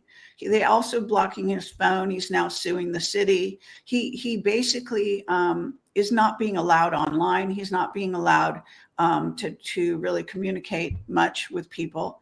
And we are getting messages from him occasionally. I guess they're coming by way of David Sereda and others that are somehow helping him, but he hasn't been able to communicate. This is very important because Richard C. Hoagland, who I interviewed many years ago, and some people that know my work might realize that, this is something that's kind of right in his wheelhouse, and he's being completely blocked from communicating with the public. So he does a weekly show, or he used to, when they stopped blocking. They've been blocking him for like a month now. And so tonight at 9 o'clock, I think it's 9 o'clock Pacific time. I think that's right. If he was going to go live, you can keep an eye on my Telegram for those that, if this goes online, I don't know if we're live. Are we live actually? Yeah, we're live right now. So Okay, is that great. going to be live on your channel, Carrie? I don't know about that. All I'm saying is that if we're live, then people that listen right now can actually, at 9 o'clock tonight Pacific time, tune in wherever they are in the United States or the world. Now, if it works. But the thing is, this should tell you a lot, that NASA, he's a former NASA scientist. He was famous for making people aware of the face on Mars and all kinds of, actually even the hyperdimensional physics that David Sereda has also taken on board and created a whole sort of map of what he calls the hyperdimensional universe. And that includes all the hyperdimensional planets. Those are hidden. They're in another dimension, but they can actually become visible from time to time when you're in hyperdimensional anything. And for the purposes of this discussion, we are hyperdimensional. We are multidimensional is really more accurate, I think. But this is, so what David Sereda did, just in a nutshell, is that he has a way of using mathematics, and Richard Hoagland is totally on board with his mathematics.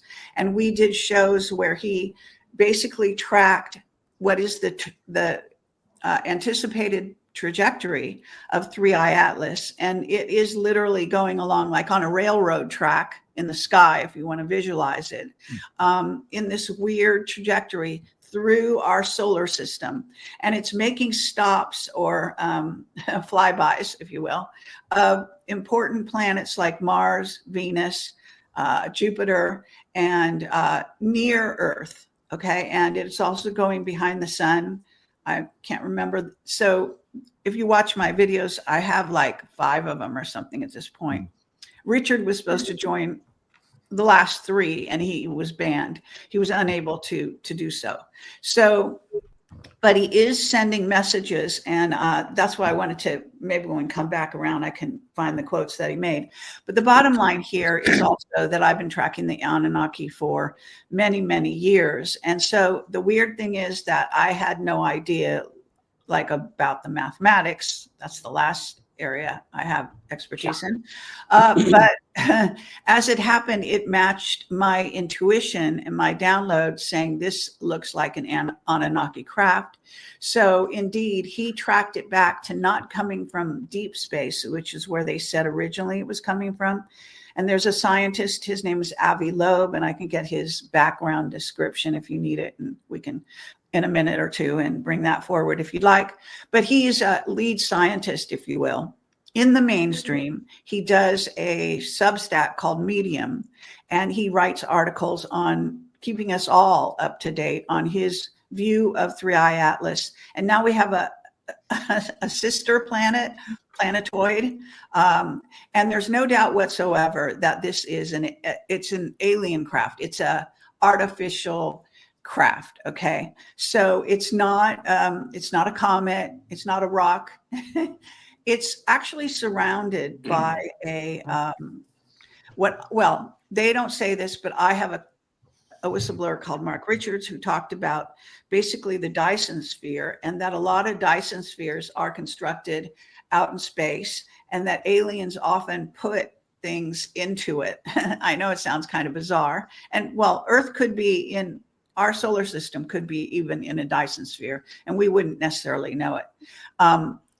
Now, so that sort of deepens the mystery. So they say it's 28 miles across. Well, 28 miles is approximately the size of New York City. So if you want to understand how big it is, it's not, a lot of people like to say it's, on one panel I was on, it was saying, somebody was saying, oh, it's very similar to Umumu.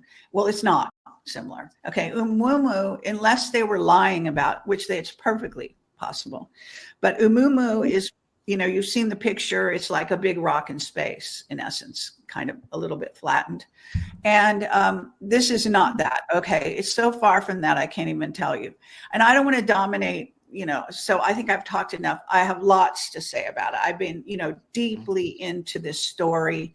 And now we have this thing called SWAN. They called it SWAN 2025 or SWAN 25. It's shown up. It looks more like it's hidden behind a comet, or it's not a comet at all, but it seems to be somehow at the same time and space as ThreeI Atlas. So we have two things now, not just one.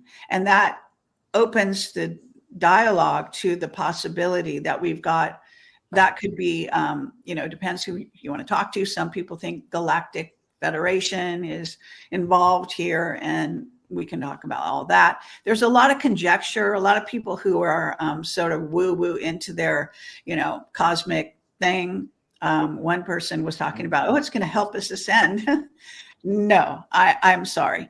But if you don't know the history of our relationship with the Anunnaki, then you don't understand that they consider themselves gods, our rulers, that Anu is the head Anunnaki, that he is the father of Enki and Enlil. It's all in the Sumerian tablets, open to interpretation. Zachariah Sitchin wrote something like 12 books about it. So I'm just trying to give a whole litany. So anyone watching this who doesn't know zip all might be able to get up to speed quickly. So I'll just shut up for now. Yeah, and I was going to add, Carrie, Richard Hoagland. I wrote my first book with him, Dark Mission. He's a genius. I mean, he's brilliant. He's beyond brilliant. He has insights that nobody else has before anybody else has them. He's great. Excellent, guys. Great discussion. Great insights, Carrie. Love your work. Thanks a lot, Laura. What are your thoughts on ThreeI Atlas? Yeah, well, it's great to hear what everybody has to say. I've been kind of trying to keep up with just a lot of you guys' interpretation, and, you know, obviously remote viewing and just deeper understanding and talking to the folks that you talk to. I can't really wrap my head around it. I mean, I'm hearing everything from 7 comets coming, and you know, when you hear the astronomers and the way that they describe it as a comet, that is not necessarily what is happening here. And I think with what you guys just shared, yeah, it reveals, you know, a lot that, you know, science is not going to cover. I mean, we see what science allows us to see, so-called science, versus a much more multidimensional landscape. And I really feel that there's nothing that's here to help us ascend except for what we're unlocking within ourselves anyway. So comets tend to be more like messengers. If there's any kind of ship or craft involved, we've been dealing with galactic federations and Anunnaki for a really long time. Sure, you know, this, you know, orbit of Nibiru, some have said that it pretty much has, you know, imploded a long time ago, and there's only small parts of it that even still exist. And any Anunnaki return, I don't feel like they ever left, and I feel like they've been our foster parents that have acted like the gods that have kept us from true source, and that we need to awaken to that, to, you know, to collapse the control grid that is putting things in reversal. And there's always going to be a story behind a story. There's a story behind a story, like, and this is why it's important, these kind of panels, because, you know, obviously everybody here, including myself, have dug deep into the topics that we are familiar with, or we speak upon, or that some might consider us experts of. I wouldn't say that this has been something I've been able to gain clarity about, but I do have a strong feeling that they always leverage an event in order to create a psyop to distract us away from the truth.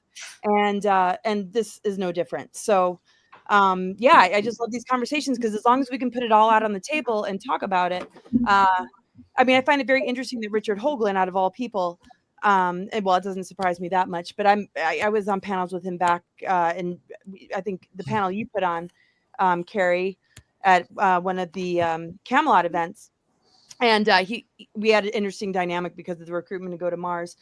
but anybody who's being silenced, any information that's hard to get out there is definitely, I would, and I think the people that are listening know, put more attention on that and really begin to dissect it. But it's not objects that are going to do it. It's us that are going to ascend. And it's going to take us breaking down the control matrix and the Anunnaki overlays and manipulation that have caused this dependency bond with a false authority structure that has this good cop, bad cop with Enki and Enlil. So I think if we can break that down, we'll also nullify any impact they can have on us, including dark weapons and even sleeper agents that are being activated. If we can understand the weaponized humans and any aspect of information that's been weaponized, we can override it and begin to cap its impact on us. And I think that's just important for us to remember as far as ascension. Wow. I love that. Stunning insights. Thanks, Laura. And wow, what an amazing panel. This is the way we should all be talking all the time. But Carrie's talking about we're heavily suppressed, like Richard Hoagland, unfortunately. Donna, what are your insights on 3i Atlas? Well, I'm listening to the panel and I'm learning as they're speaking. I'm not that well diverse in this. I'm sort of a newbie in a sense. I've been hearing a lot of talk about what's going on. And that's why I love having the panel together, because they educate me and they're going to further educate all of Long Island and New York and hopefully the rest of the world. So I like people to know that I'm not well diverse in these subjects. My heart is very curious to know what's going on. And I have a great panel that's going to help educate us and open our minds to what's really going on in our world. And I love these guys. I'm being honest. And so much is going to change from now until the conference too. Just like it has in the week since we had our panel in Las Vegas, because one thing you said, Carrie, there are no clear pictures of it. They are definitely holding up any kind of astronomical pictures. I just Brad, there are clear pictures. They're just not going to let us see them. There are definitely clear pictures. We just aren't seeing them.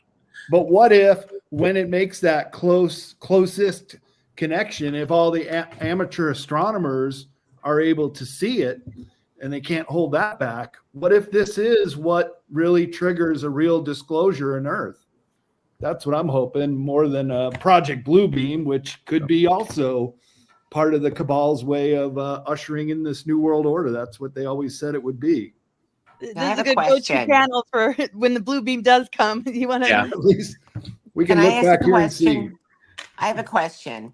When that energy, that change of energy comes that close to the earth, are you going to feel the electric? Would you feel that jolt inside yourself? I mean, are we all connected to all this movement, right?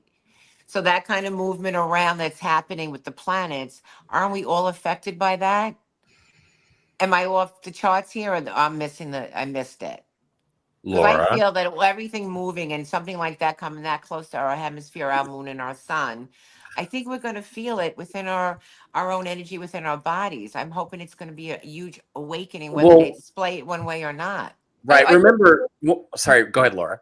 Oh, no, you go first. Okay. Well, I was just going to say, one of the things Richard and I wrote about in Dark Mission, our book, and I've subsequently expanded on it in some other books I've written, The Choice, pick it up at Amazon.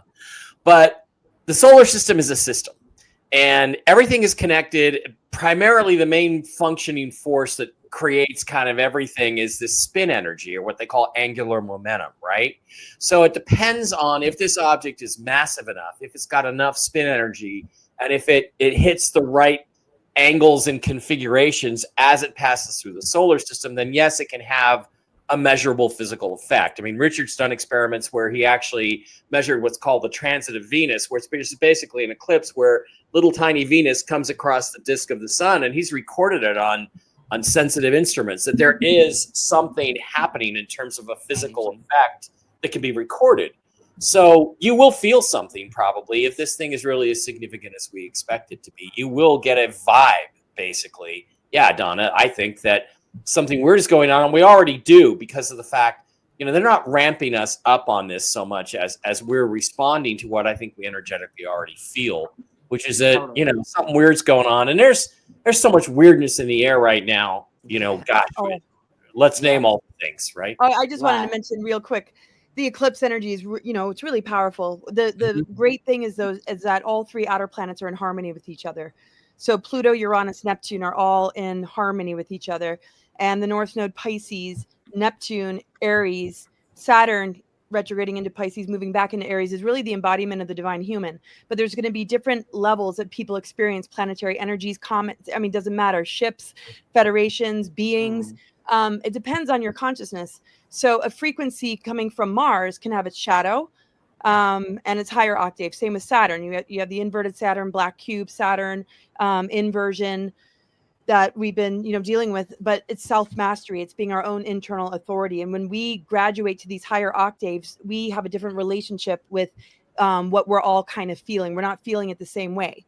Like the shadow of Neptune is self-undoing, even suicide, even addiction, right? Its higher octave is being able to see the multidimensional, being able to see the unseen and bring life to the unconscious. You're going to have a completely different experience. So the question is, do we run away or do we face these things as we confront the energetic shifts? Excellent points. Inhale. Now, let's move to the New York Awakening Summit on October 4th and 5th. Brad, what are you bringing to the conference? Well, I've been asked to speak twice, and I'm going to do my hidden esoteric in plain sight based on my 3 books in the esoteric series, which is basically all the things around the world that we've always seen and maybe didn't pay much attention to, but have hidden symbology. And it's been said that symbols are the language of the Illuminati. So we're going to look at all the ways that they're peppering us with their symbology and what it might mean. And then I'm also going to do the hidden anomalies of Antarctica, which, as all you know, I went down there 7 years ago. And I'm working on a new book, which is actually done. I'm just building the index for it right now. And some of these panelists might write an endorsement for it. And it's a great book. I think it's my best. It's my 11th book. And there's a lot of weird stuff going on in Antarctica, too. There, too, may be the trigger point for disclosure if what really is below the ice and in Antarctica could ever come forward.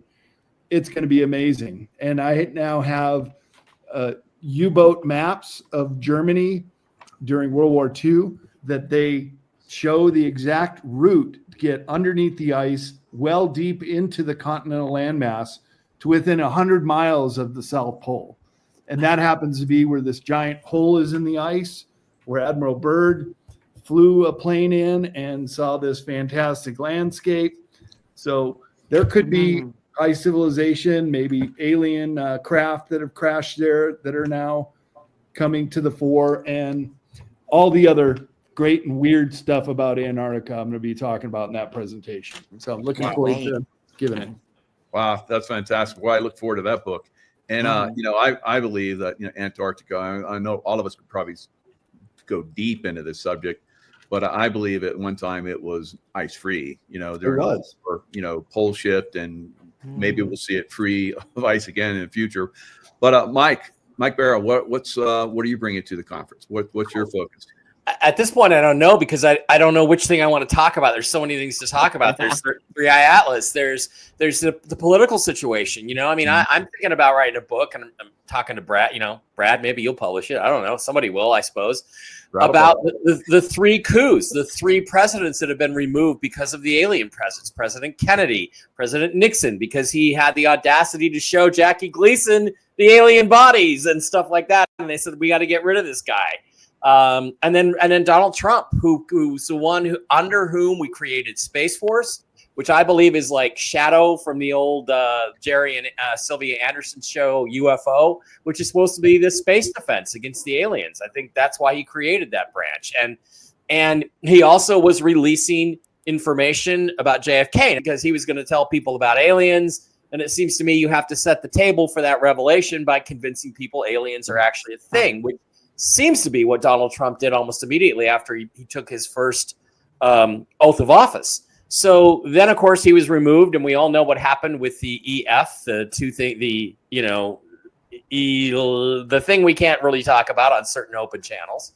The second word is fraud. The first word starts with an E.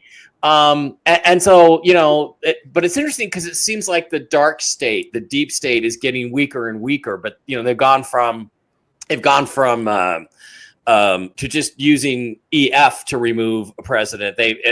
Which the whole world could see how completely phony that was, and everybody knows who really won in 2020. So I want to talk about all that stuff, but the ground is shifting underneath us so fast that I'm not sure if I will. I mean, there could be major revelations about ThreeI Atlas since then. So I think we'll focus on secret space programs. I don't know, but it'll be something between what Brad has and Laura's got and all that stuff. But it'll be good.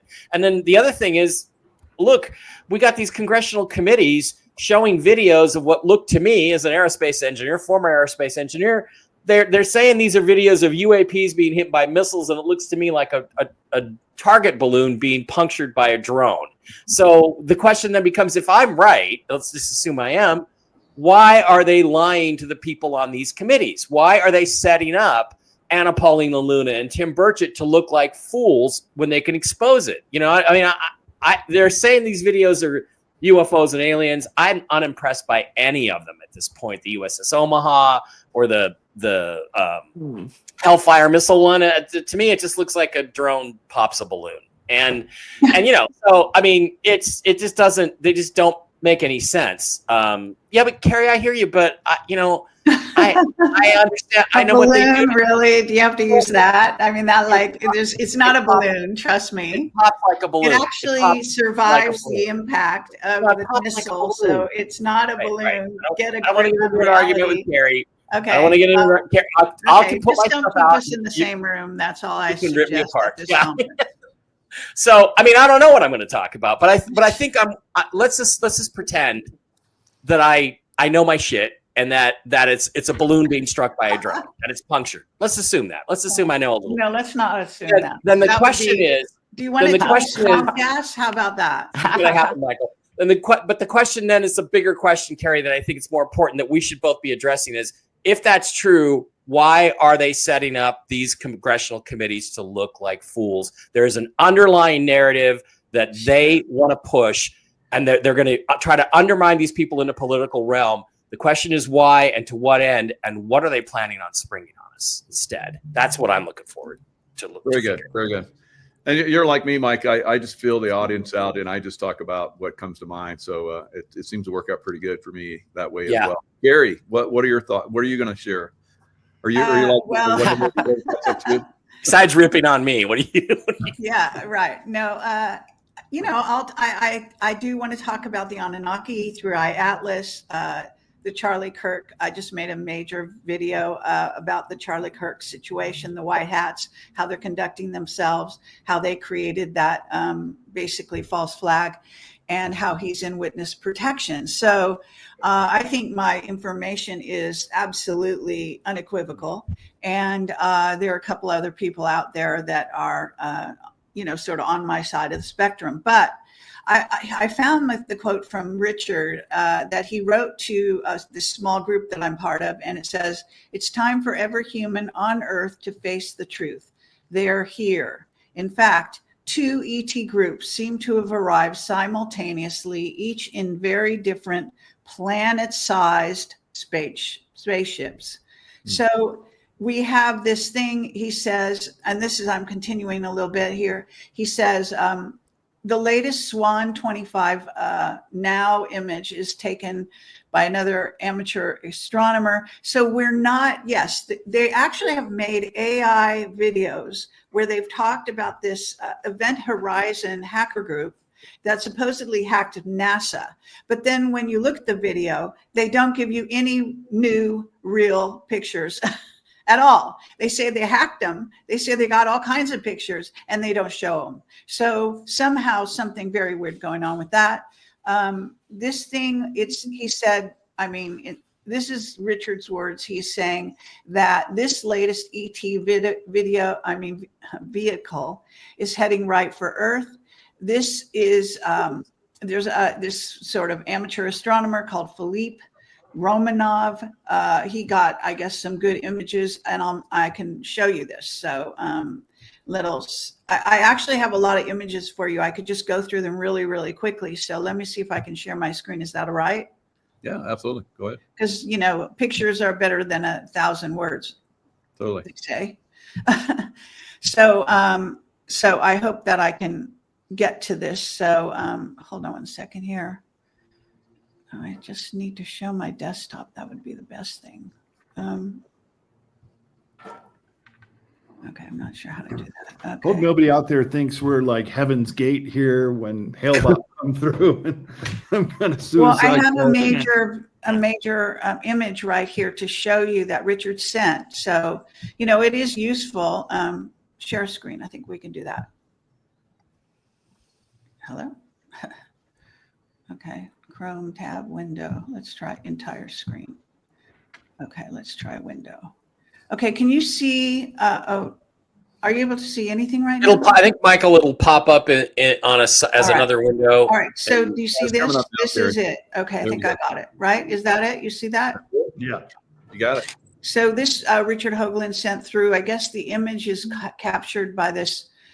And he also is saying, you know, why is Trump saying nothing? Which, of course, they aren't saying anything, which is really annoying to everyone. And by the way, the UAP hearings, you know, they are disclosing some very important stuff there, but they're still sort of examining their navels and basically wondering if there are crash retrievals, something we solved, I don't know, a good 20, I've been doing this 20 years with whistleblowers, and impeccable evidence, and all of them working in above top secret most of their lives. So, you know, what is taking so long? It's just a dog and pony show that's just being dragged out. It is embarrassing how, sorry to say, how stupid a lot of these people do appear to be. The obvious is the obvious. Okay, so this is how this new thing called Swan 25 looks, at least at this moment, in an enhanced picture. Okay, now if I can, I don't know how to get rid of it. That it doesn't want to let me do that. So I have a whole shitload of pictures here that I can show you. So can you guys see this? Is this on the screen now? It looks like a wheel, kind of. No, you haven't shifted. Still the same. Oh, slide. all right, hold on. Okay, so if you go like, Maybe just exit out of that and then click on the new one. okay, stop screen, and There we then go. present, share screen. I mean, Zoom is so much better than this. This is just like really bad news. Okay, okay, so there is an astronomer. Can you see that this is a drawing? Yeah, we got it. Yeah. Okay. So this is a drawing by John Walson. He's someone I know, I've met. He's actually very famous for photographing craft right near the sun. He has been on the Rents show years ago, many times. He is an astronomer. He lives in England. I've seen his telescopes. We've been on the top of a rooftop in Malta watching UFOs go by with his telescope. So he's the real thing. Now he is afraid for his life. He's not allowed to say, he can look through his telescope, but he can't tell us what he's seeing. But he did make a drawing. This is what he saw of ThreeI Atlas. So he seems to see some kind of craft. And by the way, it's surrounded by rings of some kind of atmosphere, something like a Dyson sphere or something, and then some black space. So it's kind of floating in the middle of these protective rings, if you will. So just showing you that. I think I can go right down the road here. Now, these are his. Okay, so what he did was he went online, he searched, and he's completely obsessed. So he searched for the best images of ThreeI Atlas. And so I'm just going to run through these really quickly and show you what he got, because no one has seen them except the people who have watched my shows and so on and so forth. So these are much more interesting, I think you must admit, than anything you've been seeing or anyone else has been seeing. And they're getting a level of detail which is quite extraordinary. Carrie, these are John's photos. Is that correct? John No. Leonard Walsh? Okay, so let me repeat. If he actually shows you what he can see through his telescope. He can see through his telescope is like the surface of Saturn. I mean, I've been right with him when he's looking at this stuff. He's got the moon like so up close, you wouldn't even believe it. I mean, he's got the goods. NASA lies to you. They have the goods, okay? So they have Solar Warden that patrols our space, our solar system. They have, believe me, they're in contact even. I mean, as far as I'm concerned, they're in contact. So again, I'm just going to get that out of here. So I guess I'll leave it at that. Those are some pictures just to sort of whet your appetite, if you will. You probably are going to see more tonight on Hoagland's show. Awesome. If he's allowed to do anything. But the bottom line here is that we, the people, are, and we have to demand the truth from our governments, okay, around the world. And the secret space program, look, what Donald Trump put in place, Space Force, was a covering that was basically his effort to try to own what the secret space program, secret government, which is mostly underground and off planet, is doing. Okay. So that is his administration's effort to take control of that. He is not successful so far, as I'm concerned. Okay. Now we don't know what kind of negotiations are going on with 3i Atlas, but I can guarantee you they're in touch. They're in contact. And there was actually a shutdown of all images, period, not because of the sun, but just between July 21st and August 21st. There was like a month of total blackness that we humans were not party to anything that was going on. So they could have, gone out there, boarded the ship, had meetings. We would not be the wiser. I'm just trying to paint a picture. We are in the dark, literally not being told anything. So this is the trouble. But there are things that this particular craft are doing that are sort of in your face.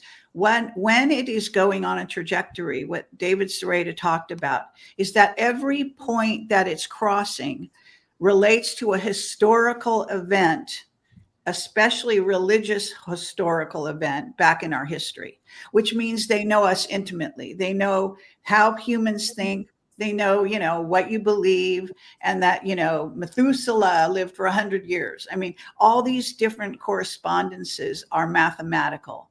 And the way aliens can communicate with humans, even if you don't share, the same language, is through mathematics. So what they're signaling to us is that they have been watching us, that they have been recording us, and that they came into our solar system at a particular time and place where everything is being orchestrated from their end.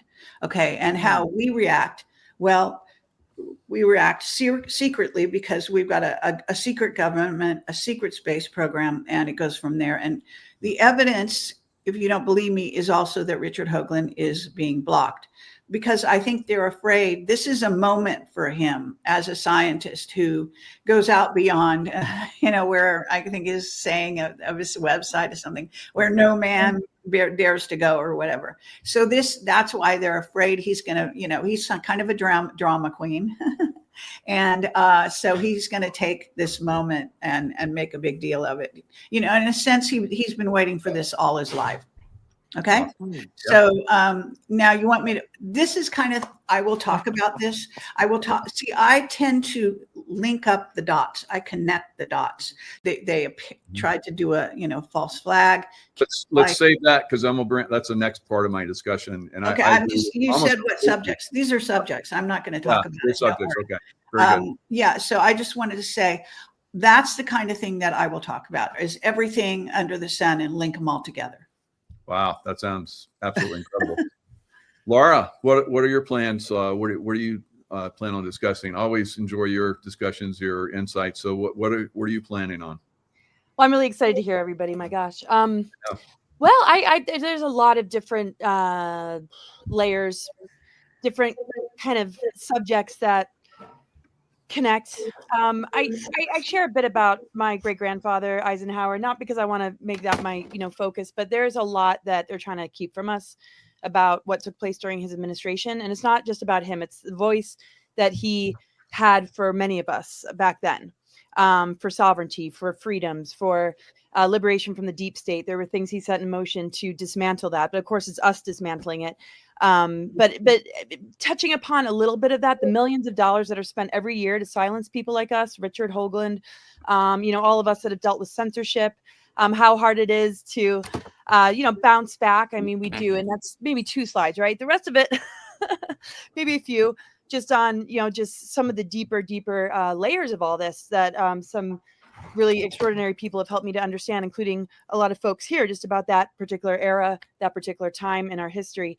So I'll share what I've learned there and how that lines up with a lot of about just our connection. And that's very brief. A lot of it's going to be about the weaponization of the zodiac, how that relates to the 12-strand DNA, 12 houses, 12 strands, 12 stargates. I mean, just the connection with all of this, the multidimensional cosmos, and our reconnection to the Christ Sophia, the divine blueprint. Not in a woo-woo kind of new agey way, but in the way of how does this relate to the planetary grid network, and what were the reversal grids? What happened that made it so we're born into a system that literally from the beginning of our life begins to throw us into inversion through all the pillars of society that are all swamps that need to be drained. How does this show up in the zodiac with all the different astrological alignments that are going on? What is the psyops that we're being thrown to hijack that growth period and initiation that we all experience in our own unique ways? Is to bring us, into the 0-point unified field and not be so ruled, by alignments too, because a lot of what rules us are that Anunnaki that, Carrie talks about so much, and others that have been in the field. And I know all of you have touched upon the subject. Where is that overlay? How does it show up there? How can we begin to move into the 12 tones, the flames, the true representation of what this meant, where it was much more embodied than, something we experience on a prediction level, which is important for awareness. It's like we'd want to know the weather forecast before going out. If want to make sure we wear a rain jacket and a coat if it's going to be that kind of weather. But how can we drop the being played, being controlled and manipulated, and how to clear or acknowledge the clearing that needs to take place in our creative channels, to move beyond the archonic sort of lower astral, lower shadow Neptune, to move into that multidimensional awareness as a scriptwriter, as a empowered person that reclaims that creative imagination and writes a better script for our future. So it just goes into where does that show up in places we don't expect? And that can be incredibly revealing, just like iridology or looking at, hidden things about our bodies that might reveal more than we thought. So I'm kind of shedding light on some of those sort of things. And that, the future is in our hands. So a lot about galactic history and the remedial tone that the system was designed to keep out, so the mother energy would never return and reclaim her body. It's sort of like them doing that to our physical body with geoengineering, that nature experiences that we experience through all sorts of bioweapons and tactics being used to, hook us in, that we can absolutely collapse and override through the power of our, reconnection to our truth. And that's what my book is about, awakening the truth frequency, that is enough to collapse this control matrix. And that in a location, why is this location so significant? Montauk area, Long Island, that we would all come together. And what has, touching upon what's gone on there, and what our presence, what our field, what our unity and conversations and presentations and love and everybody that we relate to, and what our intent is and what we send out is going to shift the vibration of a very, very targeted area of the world. Wow, fantastic. Always love your going down the rabbit hole of the consciousness. You always make it comfortable. So it's like, oh, good. Very good. Michael, can I say something? Is it okay, absolutely. everyone? I'm sitting here listening to you, and I have no doubt how fabulous this summit event's going to be, because each of you are actually all talking about the same exact thing.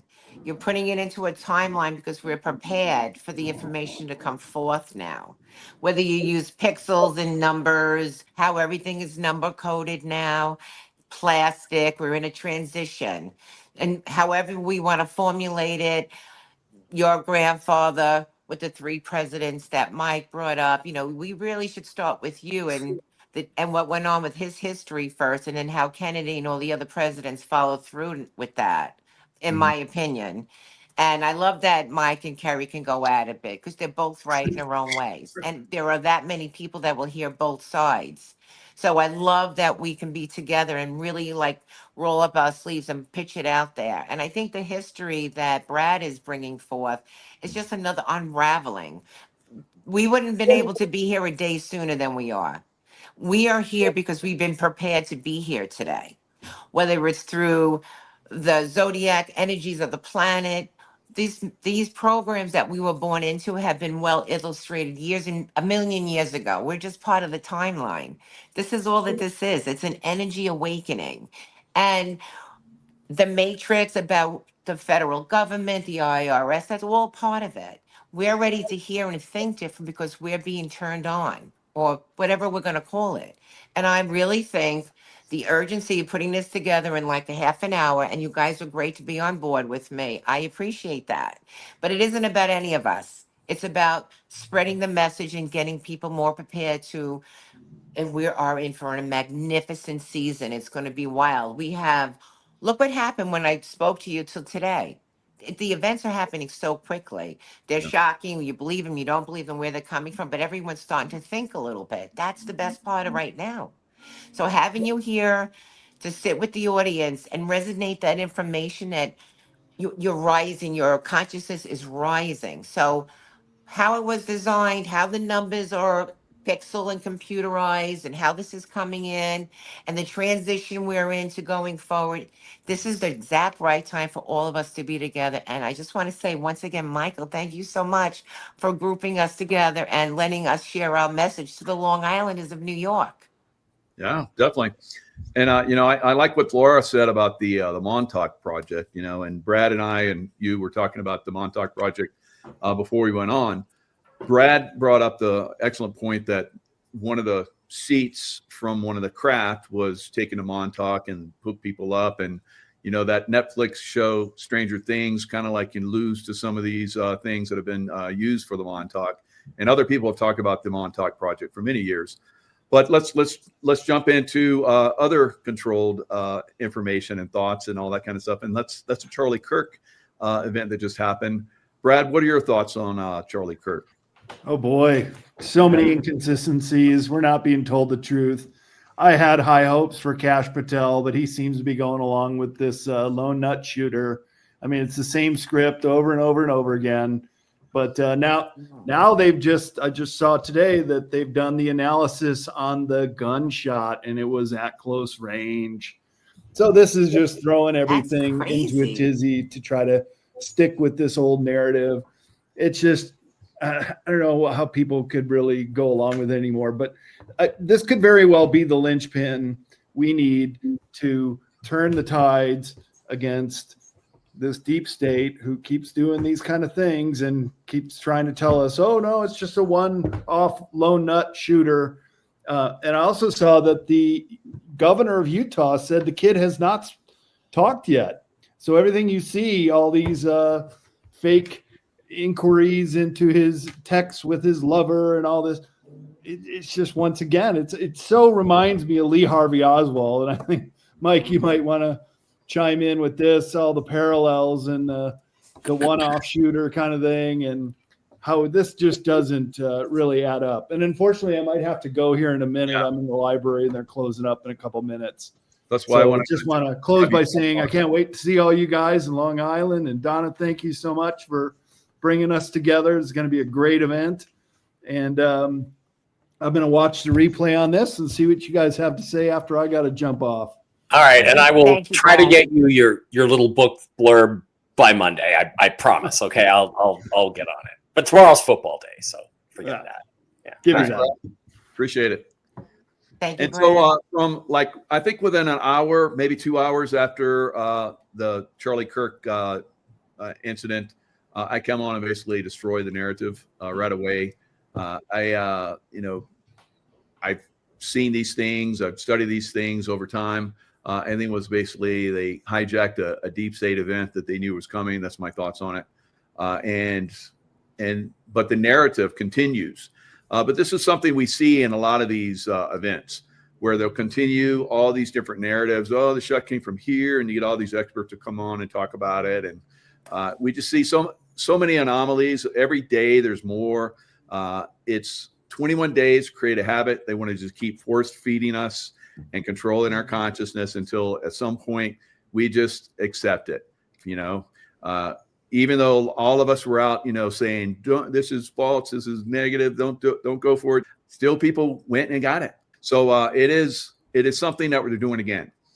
So I think we're going to see a lot of this stuff in the future because this is a play against the deep state, and the white hats are basically taking the script and turning it against the deep state.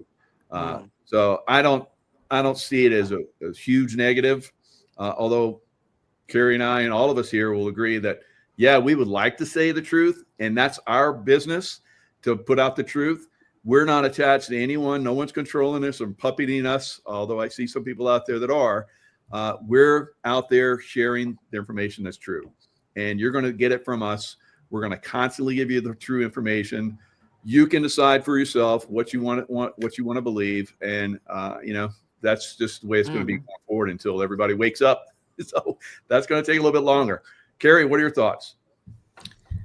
Well, I can play a clip that's like less than probably a minute long, where 107 is describing how they put people into witness protection. Right. And he was the reason that matters. It's all in my video that I made. But Kash Patel was talking to for the FBI. He was on a podium, and he basically made a statement to Charlie saying, so long, brother, we've got this. I'll see you in Valhalla. And those words are actually echoed by 107 in a previous broadcast. And he is ostensibly the spokesperson, the lead spokesperson for what is in essence the Trump white hats or the Trump MAGA movement or whatever you want to call the name of what they do. Okay. But they are the ones that are the military arm of the Trump MAGA movement. And Juan is the ostensible leader. I've been told he has a rank higher than general. He is JFK Jr., and I have backed that up with lots of evidence over the years and done many interviews about that. So this, what I'm saying here, is not going to be per se about that, but it is what he said in this statement that is so striking. So I could basically share my screen again if that works and play this 1 minute video if it works. Is that okay with you? Yeah, let's play that. That's a good. It just takes 1 second for this thing to play. Long and short of this is that you're on his stage. When you hide, you go into witness protection. There's different ways you can create an identity. It's much easier to have a shared identity. And do you allow them free somewhere, or do they go to what we call Valhalla, some holding place that's not able to be in communication with the rest of the world, but as a community? And then you can bring them out later on. Rest now, brother. We have the watch, and I'll see you in Valhalla. So this is, as far as I'm concerned, a tell, if you want to call it that.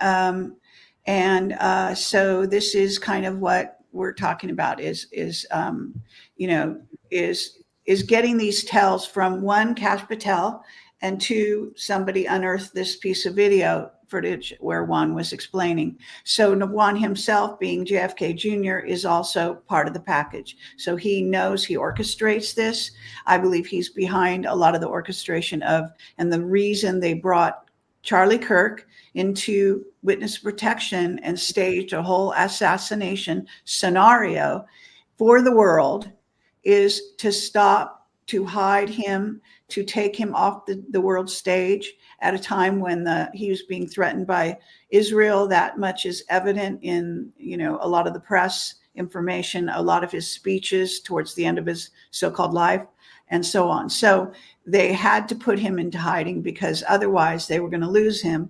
And JFK Jr. knows this better than anyone because right when he was going to run for president, and Charlie Kirk was the selection, or at least one of them, of the White Hat group under Trump for who would come and follow in Trump's footsteps. So he was their choice. Somehow that got leaked. Somehow that put him in great danger. And then Netanyahu was offering him huge sums of money to support Israel. This is recent news and this is substantiated. So put two and two together. What would you do with a guy that you needed to protect to keep him alive for the future if you saw the best possible future scenario for our, planet, or at least the United States, is this young man who is quite brilliant and a wonderful speaker. So this is what we're talking about. Yeah, very good. Yeah, I almost completely agree with you on all your points. So, Mike, what are your thoughts on it? Well, I don't know if it's a false flag. I do know, I'm watching these guys doing this with their baseball caps and signaling right before he shot, and they're clearly signaling to a shooter. The close range thing doesn't seem likely to me. It clearly looks as though that he gets hit and the bullet goes through that way, which means a guy who's higher up and shooting down. Logically, I have a friend, Mike. He's like you. He's got a special forces background. I'm going to do my show on Monday. I'm going to ask Steve Doran about it, the trail boss, and see what he thinks about all of it. There's definitely something fishy going on. But I think it's the thing I want to discuss is not so much the incident itself, but let's assume he did pass away. I did see a video from a guy who was with him the entire time after the shooting, one of his mentors, a pastor, and he gave a pretty convincing testimony and so I don't know which is the truth, and I'm not going to argue that, but let's talk about the impact of the incident as if he were shot. And what you can see is that this is a turning point event, to use a pun. This is something that's changed America almost the way 9/11 changed it. You've got people who lean Democrat who are now like F the Democrats. There is a major going on because of this. And you see the deep state trying to respond as if Jimmy Kimmel losing his crappy rated show is the same thing. Even Elon Musk said, he went full retard. You never go full retard to Ben Stiller. He told him that and said, just STFU, get out of here. Because what matters is that he was taken off the stage. Now, whether it was by the white hats or by the black hats, he was taken off the stage because he loved God, because he loved Jesus, because he loved America, and because he was changing the hearts and minds of young people and turning them away from the satanic dark cabal. That's why he's not with us anymore. So for whatever reason, witness protection, whatever it is, when they strike at us like that, Michael, I don't start fights, but if you swing at me, I'm going to punch back. And I think that's what you're going to see here over the next few weeks. Maybe it's not the best course of action. Maybe it's not what we should do, but I feel like this is like a seismic shift in the body politic of America, and the response is going to be chilling. I mean, I'm just thinking we're that close. We're that close to a Charles Bronson movie where people are just sick and tired of girls getting stabbed on subways and people being shot for speaking their mind and talking about God. And I just think the response is going to be very, very difficult for us to all get through. We're headed into a tough stretch here for sure. Yep. I think it's a turning point too, but like 9/11 was a deep state controlled operation. Mm-hmm. President Trump's fake assassination was a white hat operation that was flipped. And I think this is the same thing. So I don't know which this is. I hope it's a white hat operation. And a year from now, he reemerges and says, we had to do this. So I hope that's true. So I give you my extensive background, and I say it's a white hat operation. So Laura, what are your thoughts? Yeah, I definitely think there's a lot of that going on. A lot of white hat operations. And I mean, the division, the polarization is getting, worse to the extreme. And with all these, we're not talking just sleeper agents. We're talking, people that are just amongst us that have crossed the border, that have been, activated, that have been released from underground base. I mean, God only knows how much that is, going on, and what this bioweapon has done to people's mind, connected to the 5G as well, to create more unrest, more division, more danger for all of us. And we've all put ourselves out on the line. We know it. We're a team, I feel, with the white hats and the positive military units and the things that are going on to shift what's going on the planet. So what we see on the world stage is very different than what is actually going on. And I do definitely feel that there are a lot of different stories that seem to be coming from that side, patriot or white hats, or they're doing this and they're clearing this out and they're being executed, that make people complacent. And some are very, very, accurate, I'm sure. And you're the one that is really that clarity, Michael, and all of you, Carrie and Mike as well, to really be able to see the anomalies and the signs. And if you don't know how to read that, you can't really navigate very well what's going on in the news. There's a lot of CGI. There's a lot of AI. There's white hat operations. I definitely felt that the assassination with Trump immediately was a white hat operation. And intuitively, that was the first hit that I felt about Charlie. I've kind of kept a distance from the news lately just because my energy field has been so overwhelmed. But I feel so much is moving in our favor, because an awakening humanity is going to have a society and a system that is collapsing and reflecting back the victory of what we're attaining from within. And we just have to stay the course, regardless of where we might feel where the information takes us. Even you guys arguing, you could tell it's playful. You don't mean anything vicious. The thing is, these conversations without the division and holding that line and being that example for others, that we can all see different perspectives and have different backgrounds or opinions about this, and have a wonderful conversation about it and learn from each other. So I think, Michael, you've always talked about, this being able to see and remote view, and with your background and your insiders, Carrie, and your incredible research, and everybody here. So it's going to be amazing. I got to go to be at this event. Thank you so much, Donna, for pulling us together. I just have so much love and respect for all of you. And Michael, it's always amazing to see you.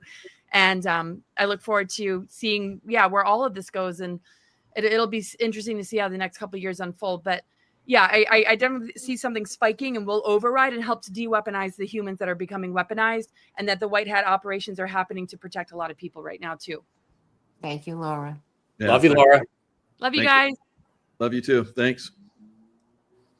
Do you want to hear what I think about Charlie? What happened? Yeah, You're absolutely. interested?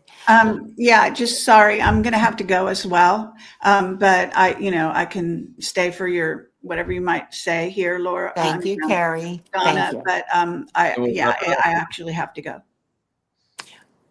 I hope it's a white hat operation. There's been so much of that around here. We don't know the truth about much of anything we've ever learned anyway. So we don't really know what's going on here, but let's just use the fact that we can look and have a conversation and figure out white, dark. But the fact is that he was assassinated in front of a lot of young American children, young adults that are going to be, running the world, making peace, full of hate. We don't know. And it's a global, it affected the entire planet. So whether it's white or dark, the fact is, the reality in the world that we are living, it was traumatizing to see a life being taken out.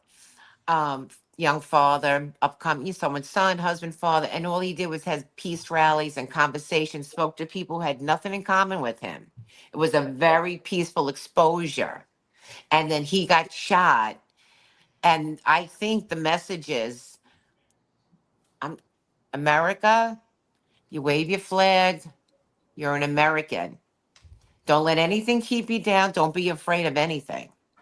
I think this is going to bring people out and give them a lot of courage in a peaceful way. Because if that's the leadership that Charlie was projecting, peaceful conversations with people who have nothing in common with you, I'm all for it.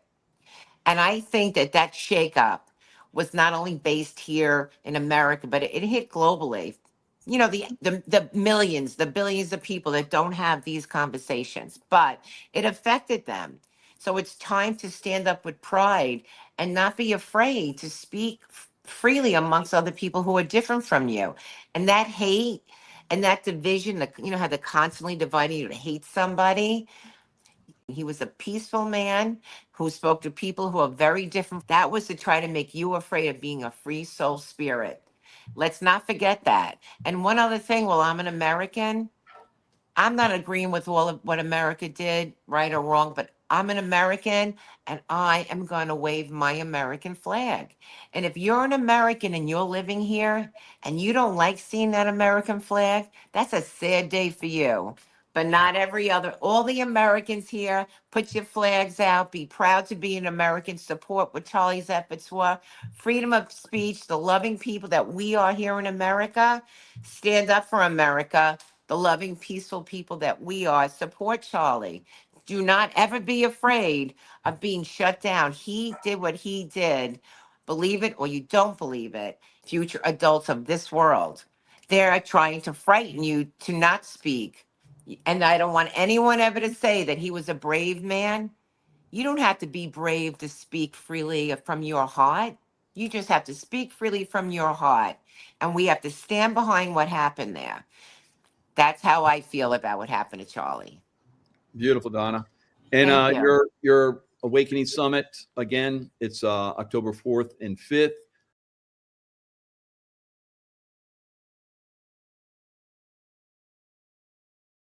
Hi, everyone. I'm Carrie Cassidy from Project Camelot, and I just want to sort of pull apart this mythology that is taking place as a result of what, because according to my information and my research and my own intuition, white hat operation that goes back probably at least a year and maybe more than 1 year. And I believe that they use this opportunity to do, especially to mislead the dark hats, at least from the outset, and then also for them to track and trace the sort of people on the street type enemies that they have, and possibly others plotting for nefarious acts in the very near future. So everyone who follows Juan O'Savin and Nino will know that they have been talking about some kind of guerrilla warfare happening, some possible change up in this financial system. And as a result of that prediction, which I could show you, there's a triangle that Nino shows on his latest shows, and it shows you all the sort of levels of obstacles that they think are coming in the future. And we're kind of at the top of the triangle, which has to do with, again, guerrilla war coming from the dark side because they're losing ground. Although I don't necessarily see their position the same as Juan or Nino. And I've kind of made that clear over the years because I have been interviewing whistleblowers from above top secret for 20 years now. And as a result of that, my perspective is different than your average human walking around. So I just want to say that you may not agree with me. I want to precept this by saying that I love Juan and Nino and the whole White Hat team. And that goes way back. I've been working with them since 2010. Of course, I was kind of kicked off the team by Juan because he was afraid that I would see through his facade, which I did. And then I posted a lot of information out there on shows and on my website, which is still there, showing how he does his disguise and the fact that he's JFK Jr. And it goes from there. So if you're not familiar with my work, or you're not familiar with those shows and my postings, I have made them available. All you have to do is go onto my website and under search, just put JFK. You don't even have to add the junior. And you will come across all the pages with information, photos, videos, where I explain how I got to know John, and met him in person several times, and have had sort of an ongoing, I don't know what you want to call it, contentious relationship with him. It was very friendly at first, and then, he actually thought that I wasn't on the right page for the White Hats, because I'm a person who really wants to get the truth out. That works against their agenda. They are using a lot of the dark side operational, type operations and ways of behaving trajectories, plans, etc., to carry out their own false flags, fake assassinations, and other things of that nature, to take the audience, to take the people, and to do what, you know, even people in power have always done, which is to manipulate you in the direction where they want you to go. Now, the fact that their sort of objectives are positive does not change the fact that they're using sort of negative reinforced activities, if you will. They're lying, they're deceiving, they're using all the intelligence, operational procedures, and so on to basically get the people to act in certain ways that they want to see, and to actually push their game plan along so eventually they can get rid of the dark side. So they have good intentions, but sometimes their operational procedures are not totally in the light, if you will. And I can understand that. You know, in times of war, we do what we have to survive and to save the lives of the people around us. So that is their first priority. I honor that. However, I also think that people need to be told the truth, and there's times when they kind of overdo their misleading tactics. Okay, so in that light, I'm going to now proceed to tell you the way I see the Charlie Kirk fake, false flag, fake assassination, whatever you want to call it. It doesn't mean I'm going to be completely right on every detail, but I think in the end, you may end up agreeing with me, even if you started this video thinking that I was crazy, which is fine, I don't care. But you're going to see that these things do add up to the actual truth. So I think there are a lot of people out there, astute people, who realize that there are so many things about this whole performance, and it was a performance, that don't fit.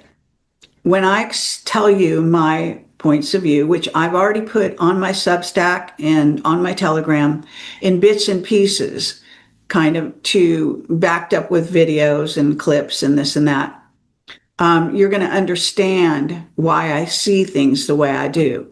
So first of all, let me say that I have gathered over the years and following the White Hats since at least 2010, when I was also writing articles about them and for them, working with Paladin, doing some interviews with him about the coming financial changes that have not really, at least ostensibly, taken place quite yet. But I think we're right on the verge of that. And I think that's part of the reason they decided to do this operation now. Although I think there's an extenuating circumstance when you look at all the evidence that if you don't have this front and center in your mind, you need to know the ultimate objective and why Charlie Kirk was the person chosen for the operation. And so the understanding here is that even from 107, but also from other sources, somehow it got leaked that Charlie Kirk was a sort of chosen as a possible presidential candidate to follow in the footsteps of Trump. Trump's not going to live forever. Some of us might wish he would. He is in hiding a good part of the time. It's true. There are several doubles of Trump, shorter, fatter doubles for the most part. But the real guy, I believe, is still around and showing up from time to time. So I know that this weekend, I believe it is, that they're going to have this whole funeral procession, I don't know, mourning thing, whatever, commemoration, call it what you will. And it just troubles me that so many people are going to be deceived and in pain, really, over that he has this lovely family that was left behind and so forth. So I just want this to be put into your understanding to see where you might fall as far as understanding why they lie to you, what's their motivation, and all about the White Hats. operations in general. So this is not the first time I ever made a video about the subject, but I haven't for a while. I just kind of got tired of doing that sort of thing. Because sometimes they just take it as criticism, and it's not actually criticism in this traditional sense. What I'm interested in is for people to take seriously that the White Hats could be doing things a bit differently, that they could be raising the bar, that we could ask for Juan, for example, to raise the bar, to come forward out of his disguise, to tell the truth about who he really is and why he had to be in hiding. Because if you don't understand what they do and why they do it, then you're not really learning. They think they're teaching you certain truths, and perhaps they are, but they're not teaching you the real truths. And this is very important for humanity to grow. So it's all very nice to have a team that's working on our behalf to fight the dark side, but they can't do it alone. And I just did a lecture in Vegas about that topic and why they need us, which is really very obvious. And they wouldn't make such a big thing over the vote if they didn't need you. Okay, so understand that you and your point of view and your consciousness is very much impacting the trajectory of planet Earth, the future of your children, and where we're going from here. Okay, so I have lots of notes and data to refer to, and so I'm gonna kind of go down it. And then I also have, so let me direct you to my website, projectcamelotportal.com. And I also have a Substack with the exact same article. So both of those have, obviously, Charlie Kirk was a wonderful guy from all intents and purposes. And let me say that I did not know him. In fact, I never saw him speak or anything like that. So I was not familiar with him when I first saw him, when the first news came out that he had been on stage. And let me also say that since then, I have listened to various speeches of his and can see that he was quite a brilliant guy. He certainly seemed to have his heart in the good place. And he had a lovely family, and they all looked wonderful. I will say that, that as far as I was concerned initially, this was obvious that this was an operation, but then that's kind of how I see the world.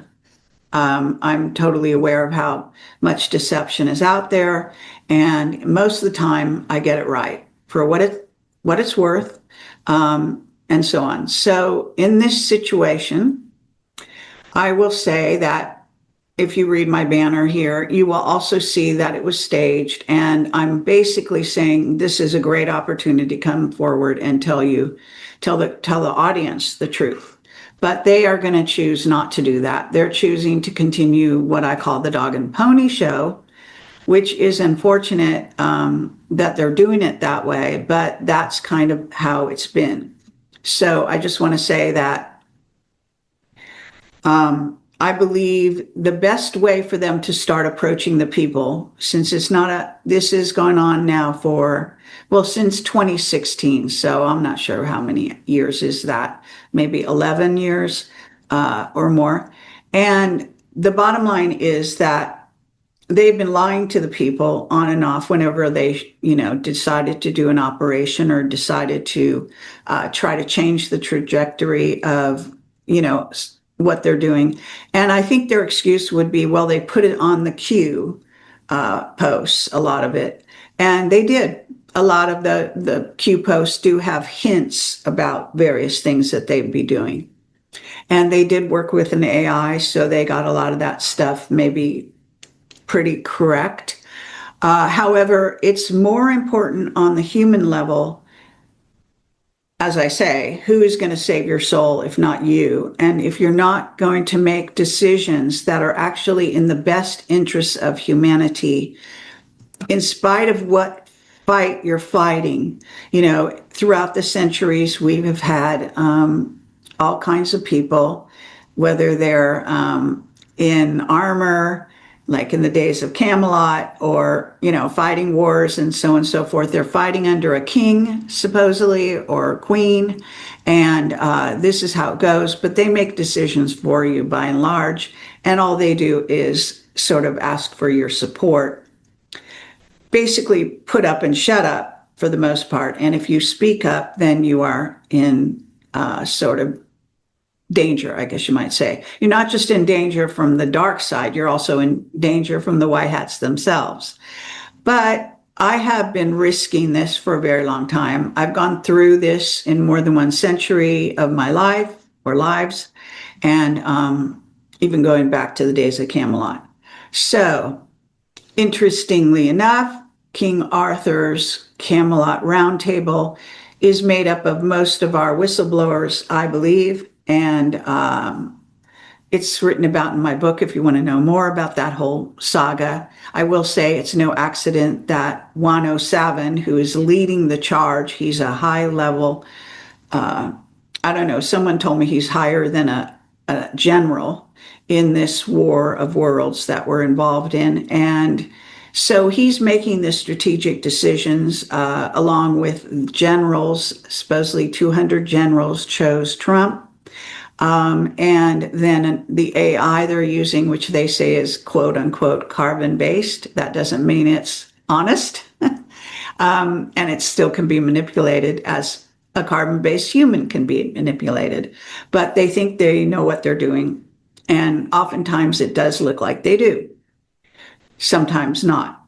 So back to Charlie Kirk. First of all, one can assume, and it is now out in the press, that Israel and Charlie Kirk were not really getting along all that well, that Netanyahu had recently had reason to perhaps be suspicious that Charlie Kirk, who they would of course know is a selection for being president in the near future, was not going to agree with their positions on things. And Israel, for those that don't know, is run by the Anunnaki. I have lots of evidence of that going back in my work with whistleblowers who have talked about it.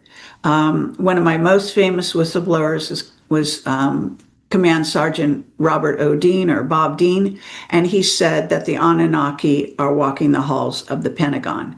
That was about in 2010 or so. So ever since then, I've also been on the trail of the Anunnaki, and I have reason to believe that a lot of my information is correct in that regard. Now, I don't think that all Anunnaki are necessarily negatively based. I believe they may have some splits. I believe there may be some good Anunnaki somewhere in the mix.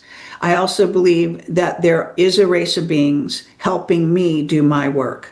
So I just want to acknowledge them.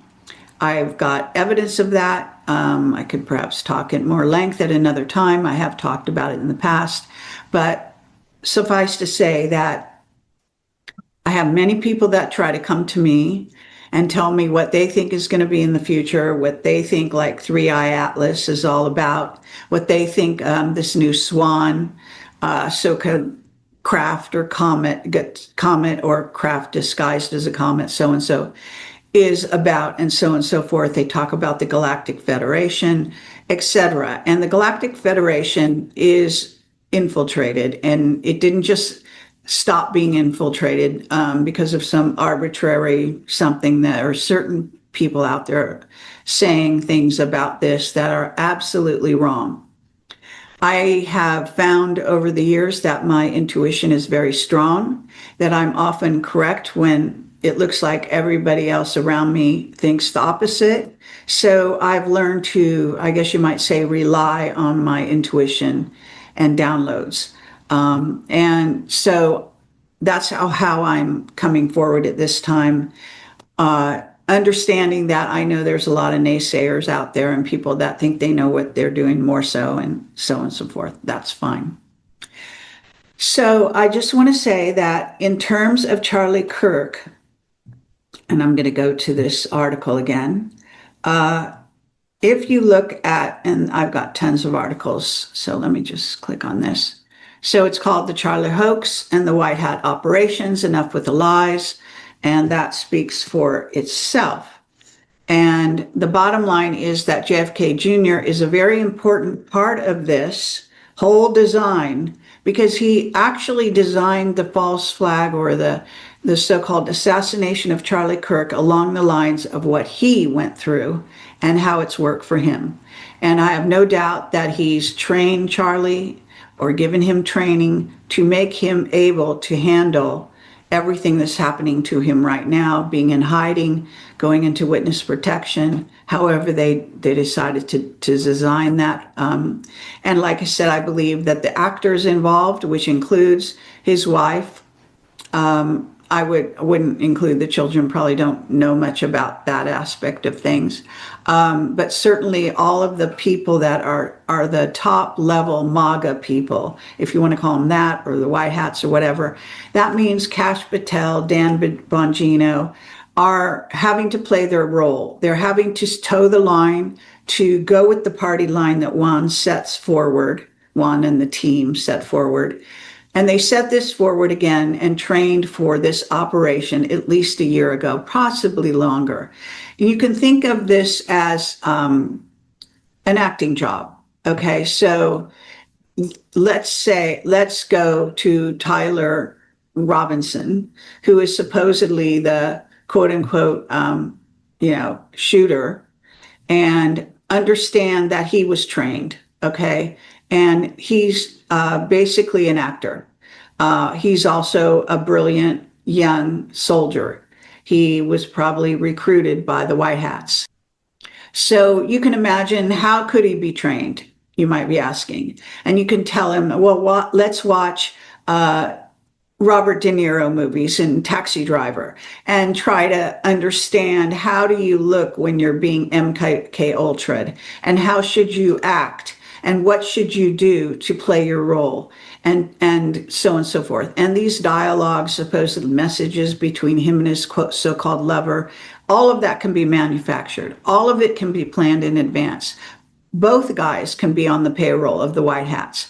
You have to understand that if you're going to do an operation, it's like putting on a play or making a movie. And because I come from Hollywood for 20 years, I'm very familiar with the idea of faking reality to make everything look even more real than real. And that's what you aim for. So in this case, I would say that Tyler Robinson is playing his part. He may be using sort of some mind-altering drugs. He may even be getting some small hypnosis during certain aspects of his actions in order to keep him going. He also would be prepared to sit in prison, for example, and for them to stage him to have, or in some situation where he's being transferred, just like in a movie, from one prison to another, so on and so forth. So you don't just have one aspect of a false flag. And, I've done dozens of interviews a long time ago with Ole Damagard. So I don't know what he thinks about this current operation, but if he's half as smart as he always was, he's going to know the whole thing was staged. What I'm finding, though, is that people, even the ones in the know, like me, are not able to say the actual truth, the real truth. They might hint at it, but they're all playing nice. They're all trying to stay on Trump and Juan's good side. And you could think of Trump as, yes, the president. Well, Juan played, or actually was, the vice president up until, I guess Vance was brought on board. Now, they've been acting parts. All the White Hats have been acting parts long before they got into the public eye, and even when they were brought in, sworn in, to do certain things like Kash Patel and Dan Bongino and all the rest. So understand that they were totally prepared, that they would have to play parts during this time. And this will not be the last time they probably have to play a part. So they will know the truth, and they will have to act according to the truth that they're trying to sell to the people for a purpose. And usually the purpose is a good purpose. So they maybe don't even I think that Dan Bongino really hates playing a part like that. some people really don't like to lie to the people, regardless of the reason, you know, even to save somebody's life. Other people have no problem with that and can do it very easily. So I just want to say that if you look at this scenario, you're going to see that Charlie Kirk was, first of all, he wasn't even the guy sitting in the chair. So this is where I started to get involved. I saw some footage of him sitting on a lawn prior to the event, talking to some people. Was quite short term. He stood up, he looked quite skinny. And I don't think I've ever seen him before, as far as I know. You know, I mean, maybe in passing or something on some video, but I really was not aware of him or his work. And obviously what I've heard about him and his work is that he did excellent work and he's fabulous. And I've seen him, he's a wonderful speaker and so on and so forth. And I like the fact that he's argumentative like me and not afraid to speak his mind. So that's a very big plus. So anyway, he stood up and he walked away and he looked sort of tall and slender. When I saw him supposedly sit down in the chair, he suddenly seemed to have gained weight. His face was fatter, and I just took note of it. I just am like that, okay? It's just like when I first met 107, I knew he was supposed to be JFK Jr. I thought he was psychically for years before I met him in person. But when I met him, I couldn't believe the disguise he was wearing, and I just was completely confused because back then I wasn't really familiar with meeting a person who was wearing a body mask as well as a mask over their entire face. And also he does something with his hands. I'm not sure if he shoots them up with some kind of steroids or what, but he makes them fatter. So they fit the fat body, and he wears more than one pair of pants. I mean, I've gone through all of that. So what Charlie Kirk all of a sudden did not look like the guy I just saw sitting on the grassy knoll. So immediately I went on guard and started looking at what was being shown to me. And then I saw him get hit in the throat, what looked like in the throat, and slump over. Okay, so it goes really fast, and then you see it over and over again, and it's been out there, and they've analyzed it like everywhere. And the bottom line is that Tyler Robinson was not the shooter. He was a decoy. He did not shoot the bullet from the top of the building, what looked like miles away, not sure the exact distance. And he, again, was playing a part as the decoy. So they have so-called captured him, and Kash Patel is saying they're going to find some other, you know, accomplices now, and Dan Bongino is saying that. And and George Webb is doing a great job of following the trail on the ground, but he does not seem to understand false flags, and he does not seem to see that this is an operation. Okay, he does not seem to even acknowledge Trump and the White Hats. The White Hats are a military worldwide organization at this point, going back to the Kennedy assassination when they really got galvanized and sort of hit the ground running with their operations. They decided to use a lot of the tactics of the dark that the dark had been using on us. They have all military, ex-military, ex-law enforcement, et cetera, intel agents, you name them, who have come on their side. They have special signs and signals that they use, some of which are, you know, put through Q and Q drops and all that. So if you don't know that, I'm just explaining. Obviously, many people watching this will know the whole scenario, but they might not know that this is one of their operations. So I just want to say that because they decided that this young man was going to be their presidential candidate, and they've been grooming him now for years. In fact, I saw evidence that he might have been groomed as far back as 2010 by the White Hats. So this is not somebody that they're just going to let go in public and just ignore. You must understand, if you know the White Hats, and I tried to join them to sign a contract and they wouldn't let me, or Juan wouldn't let me. So I can tell you that they vet all their members. That doesn't mean they don't have traitors in their midst. I believe they do. Okay. And sometimes I think I know certain people that are very questionable because I have a really good psychic sense. So the first time I ever met 107 in person, even though I totally thought he would be JFK Jr., I thought it would be sort of like obvious that he was.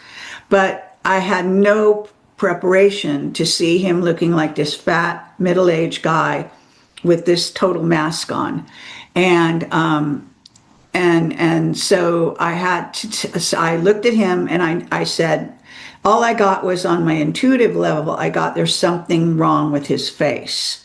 And I couldn't believe it. And I even have a girlfriend took a picture of me while he was speaking, like just a few feet away from me, to the group that was on that Friday night, invited to Vegas as part of this Sound of Freedom movie that he wanted to screen with us, an advanced screening, and we were all part of the media. I met Nino in person there at that point, and several other of the people that you know are well known. And so 107 spoke there, and he had this completely weird head mask on, as I say, and I tapped into that. But I didn't tell anyone, although I might have said under my breath, there's something wrong with his face, but no one wants to say that about somebody, so I probably kept that to myself. But when I got back from the event, I told one of my close friends that that's what I thought. And then what happened is I had about, I think it happened like 2 months later. So the event happened in February, March, and then in April, there was the Schumann resonance went off the charts one night. I think it was around April 3rd and 4th, I'm not sure. But I got downloads and huge dreams about Trump and 107. And in my dreams, that lasted all night long and were exactly the same as reality, if not more so than reality, such that when I woke up, I thought, no, I'm supposed to be back in that reality, not this. But anyway, I immediately texted him because I had been in contact over going to this event and just said, you won't believe the dream I just had. And it was all about him explaining to me how he did his disguise to look like 107, as well as giving me tons of other information. And those dreams continued for at least a year. Occasionally, I still get dreams, about the white hats and what they're doing and so on and so forth. Some I share and some I don't. And I'm sure, I text Juan a lot, but I think he just ignores my texts by and large.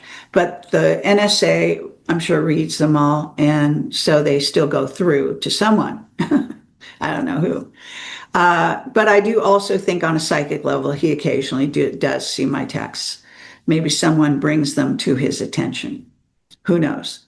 So the thing is that going back to the situation where Charlie Kirk was skinny on the knoll, went in to sit in the chair, looked like he gained weight, even in the face, and then the situation happened. Now, as it happens, I found a video that depicts the mask and how they did the whole sort of shooting thing, so-called shooting thing.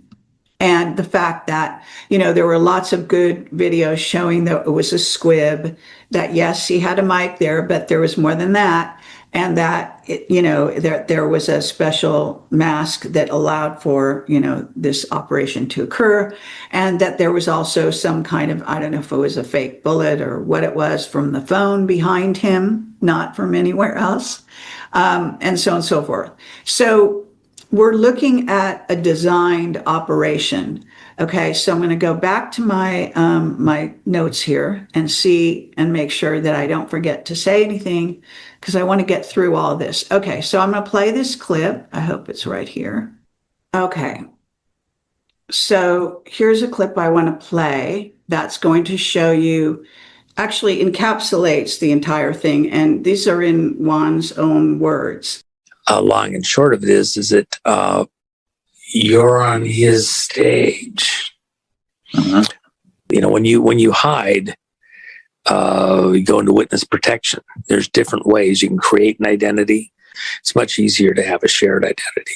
And do you allow them free somewhere, or do they go to what we call Valhalla, some holding place that's not able to be in communication with the rest of the world, but as a community, and then you can bring them out later on.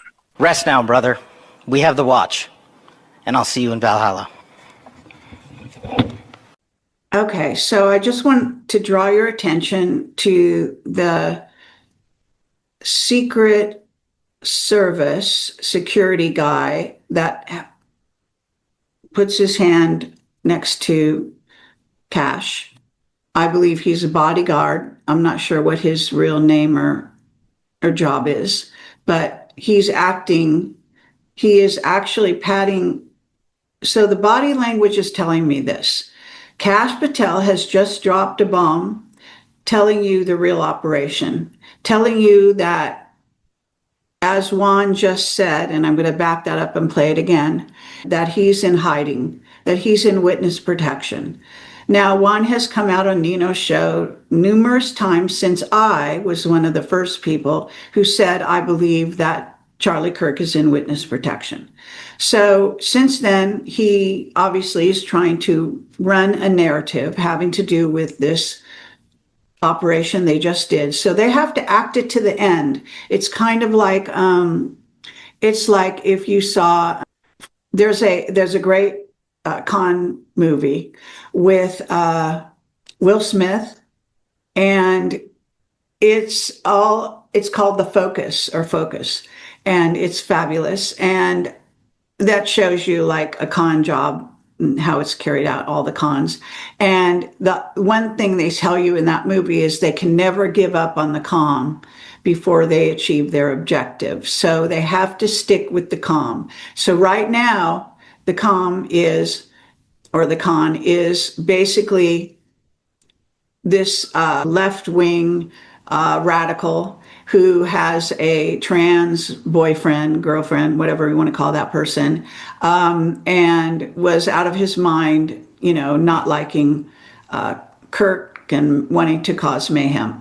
So that's the party line of what people believe happened. They believe this lone gunman theory, which is never true. This guy is run. He's completely controlled.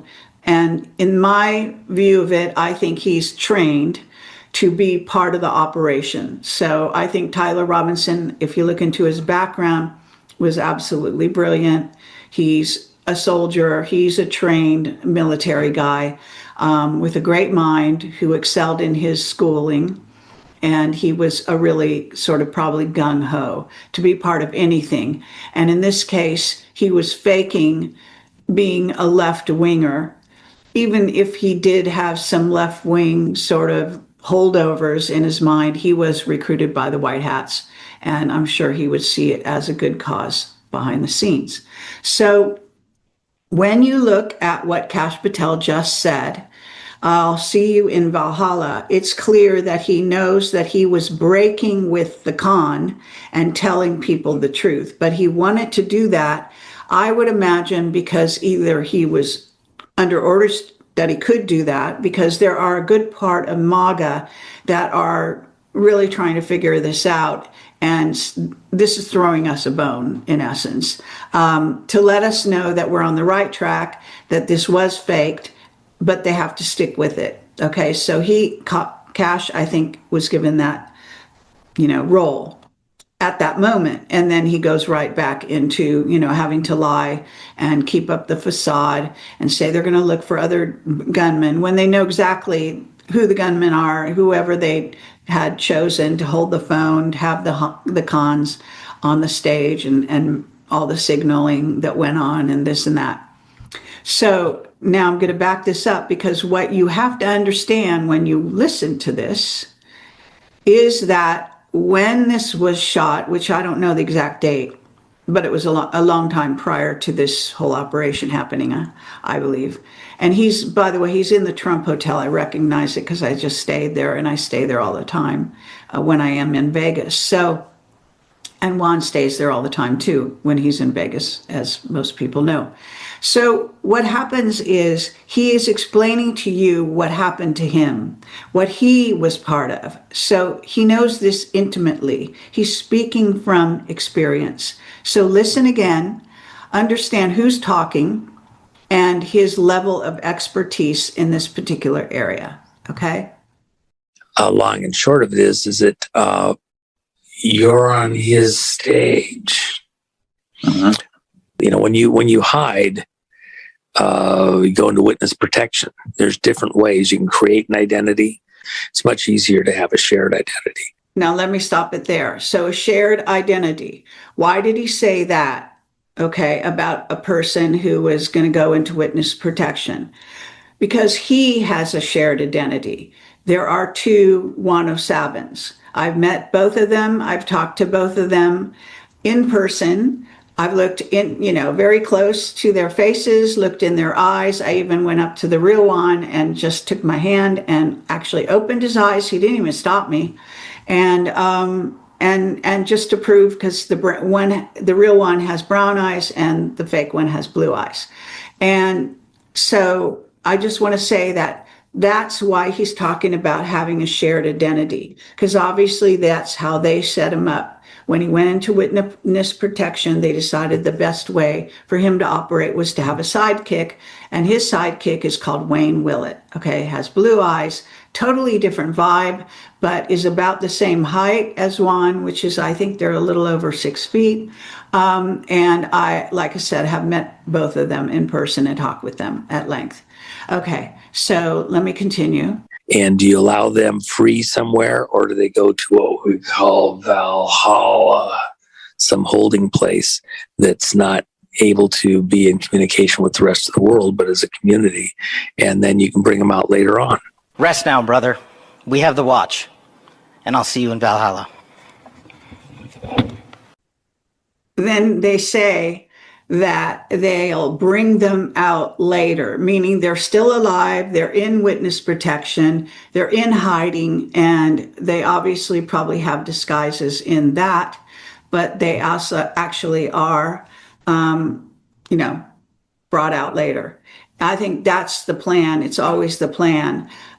So that, because living in witness protection is probably kind of like hell, and especially for someone like John Kennedy, I'm sure that has been very difficult for him, but he also seems to have, sort of relished in it, the actor side of him, playing this sort of game with society for so long, which has been going on for God knows how long. So I guess since 1999. So, and Carolyn's still alive and she survived and all this kind of thing, okay? And I know certain things I'm not going to reveal, et cetera, about that situation and his life and behind the scenes. So I just want people to understand that they tell you, that is even an Illuminati thing. They have to tell you before they do something. And that way, if you're too stupid and you're still deceived, then you deserve it, okay? Basically, that's their philosophy. So understand that is part of this scenario that we're talking about. Now, I'm going to go back to my notes. Hopefully, I can get them here and see if I can touch on some things that I forgot to mention. So there are lots of good researchers out there, and they are putting out all kinds of good stuff, which I appreciate, and I can usually read through something and see immediately if it is truth or lies. And I have been proven right enough to satisfy myself over the years, time and time again. So talking about the freedom of speech thing, talking about what Trump and Juan and Pam Bondi have been saying about trying to stop the Democrats from hate speech and all this stupid shit is also what the Democrats were trying to do, when Trump never took office. And if you don't know that, you really don't know anything. But for those that don't know that, that was the whole thing was a white hat operation. Our entire country was operating under that false pretenses, okay? So, but for a reason, because Biden was a pedophile. And so his wife was his facilitator. I saw witness testimony that it disappeared off the web. I guess somebody put it there so I would see it. I'm not sure what, but it went into detail about he was brought children even when he was running for vice president, and the fact that they have or they want to have a statue to him in Washington D.C. is just insane. These people just don't know anything. They are so blinded by their wishful thinking about life, and I'm talking about the Democrats in this case, that I pity them so much, and I wish they would wake the fuck up. And I'm sure everyone else does too. So basically, we've got also this issue with a threat from Israel. Obviously, Charlie Kirk was making rumblings and was in touch with Netanyahu, and Netanyahu was making him offers to bring him on the side of speaking well of Israel and Israelis and so on. And Israel is run by the Anunnaki. That's why that country does not act much like any country that you've ever known about. Now, other countries are also run by ETs, so don't get too carried away when I tell you this. But there's no doubt whatsoever that Israel is run by the Anunnaki, according to my witness testimonies, all right? And that goes back to Bob Dean, the major that dealt with the Yetis, the Sasquatch, and I have 3 interviews with him. This famous journalist called Barry Shamish, who found out about the Anunnaki as just a member of society in Israel, where housewives. Hello, this is Benjamin Fulford. It is now clear that something very big is going down, and it does look like a white hat move. Now, my own sources, this includes Russian FSB, MI6, and Pentagon types, are all saying some kind of big military move is scheduled for October. I do not know the details, but it's interesting that U.S. troops were treated to great hospitality at a giant Russian military exercise in Belarus. So this is an indication that Russia and the United States military are coordinating this. The other sign is that the Russian defense minister, defense chief, is in Iraq to coordinate some kind of military alliance. And Saudi Arabia has just announced a military alliance with Pakistan. That's very important because Pakistan has nuclear weapons, and if Israel attacks Saudi Arabia, then they'll face Pakistan aggression. So this is a big one, and it does look like Israel is going to be taken down. Now, Israel is actually, controlled by an inbred group of oligarchs, as we all know, and they are also definitely under attack now. Now, the big one for me was that they designated Antifa as a terrorist organization, and they're going to go after the funding of these organizations. So that means all these rent-a-mobs and all these other things that are happening are going to be facing a crackdown. So that's huge, too. Now, the other thing I'm noticing is a takedown of the corporate media. The New York Times is being sued for $15 billion. And just think about it, okay? It's the New York Times. They're in New York. They never once wrote the truth about 9/11. Okay, that says enough, That I used to respect that newspaper, but they've lost the plot. Now, the other big one is the Rothschild family is going to sell off their stake in The Economist. Now, they've owned The Economist since before Karl Marx. I mean, this is more than, like 150 years, so that's a big one. And then all these big-time U.S. TV hosts, Jimmy Kimmel and a whole group of them, are being removed from their positions. So it looks like a crackdown on this fake media and on these fake rental mobs is actually happening. So I do see signs, and people like Bill Ackman are now being outed. So the Charlie Kirk thing is turning out to be a major white hat psyops against Israel and against the Khazarian mafia. That's what it looks like. By the way, I was told by a CIA type that Charlie Kirk is actually alive and at a U.S. military base. I mean, it's one source telling me that, but it is a well-connected source. So it looks like this whole thing was staged, and now they're going to take it all away. But the other thing that I think people should be aware of is that it looks like the white hats have a new Donald Trump. Please take a look at this video of Trump and Melania arriving to meet Prince William in the UK. Now, Prince William is 6'3", and the real Trump is 6'3". So clearly, this one is shorter. He's lost 4 inches, so it's not the original. But I was told that for security reasons, they didn't think it was a good idea for the real Trump to go there. But the fact that is that he's saying things like Israeli Prime Minister Benjamin Netanyahu is, to quote, is fucking me. When you have a Trump who's saying bad things about Netanyahu, then that's clearly a sign that he's under white hat control. Now, the other thing that's going on is that people are aware now that prominent critics of Israel are not going to be able to end this ongoing revolution. And, I'm especially glad to see Colonel Douglas Macgregor now being more open about the real problem facing the United States. Here you can watch this clip where he blames who should be blamed. The point is that, China's a current boogeyman, so tie your future to the boogeyman and say, now we're all in this together. No, we're not. We're not in anything at all with Israel. Israel is controlling us for one simple reason. He's bought and paid for the United States Congress and the White House.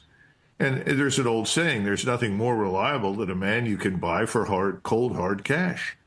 And it looks like that's what he's got. And the audience that he's talking to, as I understand it, consists of large numbers of members of Congress.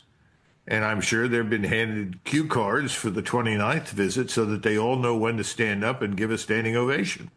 He owns it. Now, how does he own it? Well, we know who the billionaires are in the United States, many of whom have dual citizenship, who have poured hundreds of millions of dollars into President Trump's campaign to get him into the White House and to buy up support for Israel on the Hill. It's worked. They're in control. The question is, how long will the American people put up with this? When do we hit the streets the way people have hit the streets in London? I don't know. Now, the other thing I'm noticing is that more and more citizen journalists are confronting politicians who sold their souls to Israel. I think you should watch this one too, of Kash Patel, FBI director, being called out as a bitch for Israel. We should make sure none of these people is allowed to appear in public without being confronted by the Jews. That is important. And again, in tribute to my colleague Robert David Steele, who was one of the most influential people exposing this pedophile network, here's a clip of him speaking. It was because he discovered the financial network with computers in Antarctica that were being used to finance all this. It's clear that the corporate media is being taken down, the oligarchs, the funding that is being taken down, and it's pretty clear too that the United States is going to have to declare bankruptcy. The mathematics just doesn't work. If you look at, for example, all the real estate loans coming due, there was a building in New York that sold for $380 million in 2006, and now it's sold for $8 million. That's going to happen across a lot of the cities. The banks are bankrupt. They're just faking it, and it's an important thing to do. Also, getting back to Trump, it is clear also they're using a lot of computer-generated Trumps as well for security reasons. Watch this clip and look at how Trump's fingers glitch out. So this is a sign that this is AI.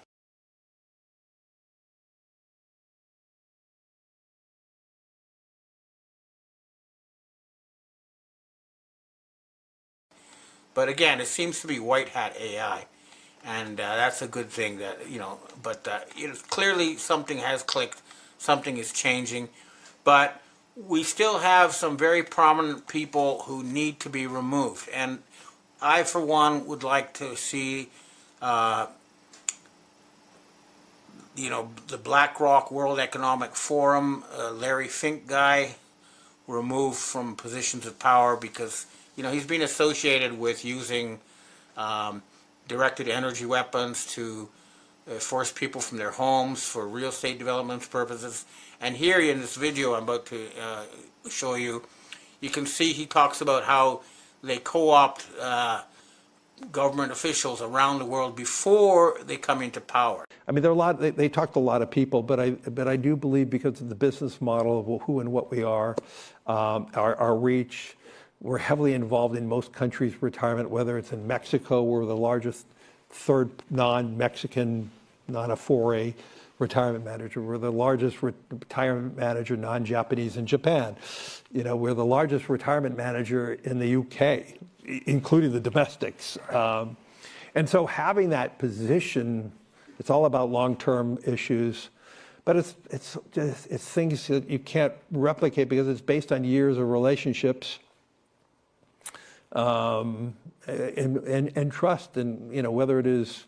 And I do go out of my way when there's somebody who's new in their role, a new prime minister. I will spend time. Generally, what I try to do is spend time before they win, and meet the candidates. So whether it's in Mexico, spending time with Claudia before she won, or spending time with Keir Starmer. Right. It's just spending time with them and just saying, you have access to whatever information you need. Okay, so he's trying to keep this control of fake politicians going in the West, and this is not going to be allowed to continue. But it's important. We've got to see more people fall on pedophile charges. So far, only Lord Mandelson, the UK ambassador, has been taken down by Epstein, but I think this is just the first domino, and a lot more are going to fall. So things are happening, folks. The autumn offensive has begun, and it's visible in many ways, but I've been told repeatedly that the real action, the real fireworks are coming in October. So hopefully this will finally end this nightmare we've all been living. And France could well be the first one to go because they've had their 5th prime minister in 2 years, and the people are rioting all over the country.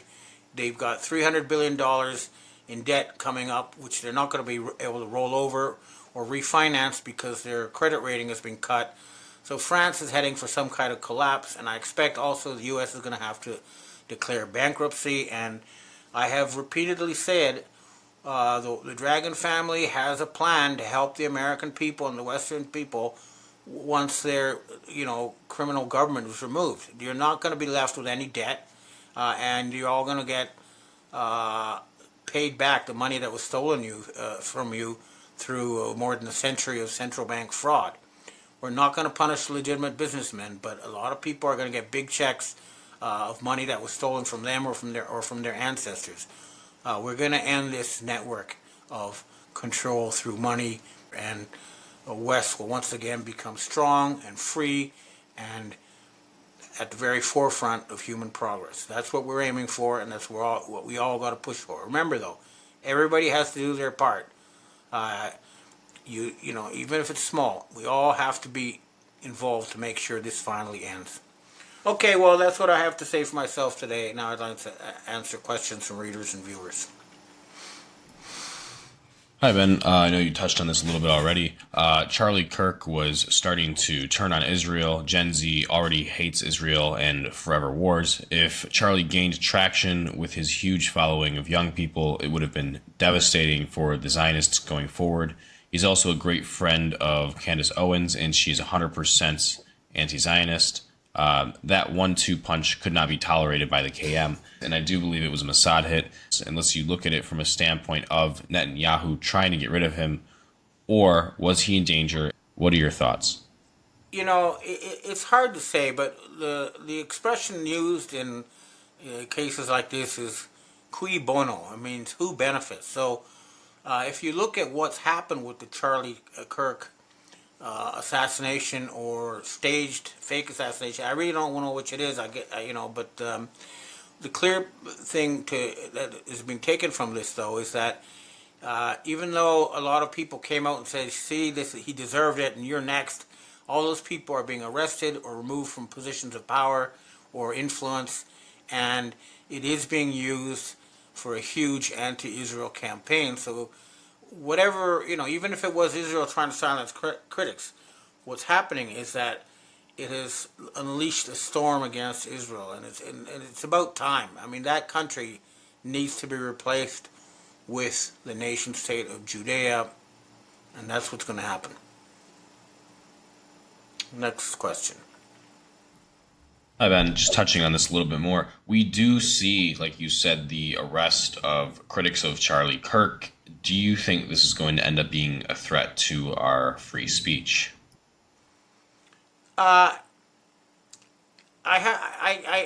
definitely have my worries because they say, all right, we're going after all the bad lefties, but then they're going to go after, maybe people you agree with. So I don't like the precedent. However, you have to understand that there are limits to free speech. So, for example, inciting violence is not allowed even in free speech. So if it's just a crackdown on threats of violence or incitement to violence, then maybe it's okay. But definitely we have to be careful about this because, first they go after people you don't agree with and say, great, but then they start going after you and there's nobody to protect you. So we do need to guard free speech. But it is clear that a lot of the corporate media long ago gave up free speech and became radical lying propaganda outlets, and I include the New York Times, CNN, and a lot of the other corporate media. They were out and out lying. There's no other word for it, and that should not be allowed. People should not be allowed to produce a newspaper that prints lies and pretends it's the truth. That's not what journalism is about. Next question. Hi, Ben. On the day of the Kirk shooting, Congress also voted 51-49 against the release of the Epstein files. Do you think we will ever see them? They simultaneously, on the same day, passed a House bill that would allow Secretary of State Marco Rubio to strip USA citizenship from critics of Israel, and this is right after he was seen praying at the Wailing Wall. What do you think will come of this? Well, clearly, the Israelis are fighting a desperate rearguard action. They have an incredible sort of huge number of censors going over chat rooms looking for, what they call anti-Israel speech. And they're trying very hard to censor things, but it's just not working. People quickly learn to use different words. So, for example, they won't write Jew or Israel, they'll say the alien grays, or instead of saying Germany, they'll say Germania or something. It's so overwhelming now, the public anger at the elite, that it's beyond any form of censorship. So no matter what Israel tries, they're going to lose this one. The whole world's against them now, including most Jews. Next question. Hi, Ben. In regards to the USA forcing China to sell most of its shares in TikTok, what do you think is the real motive behind this?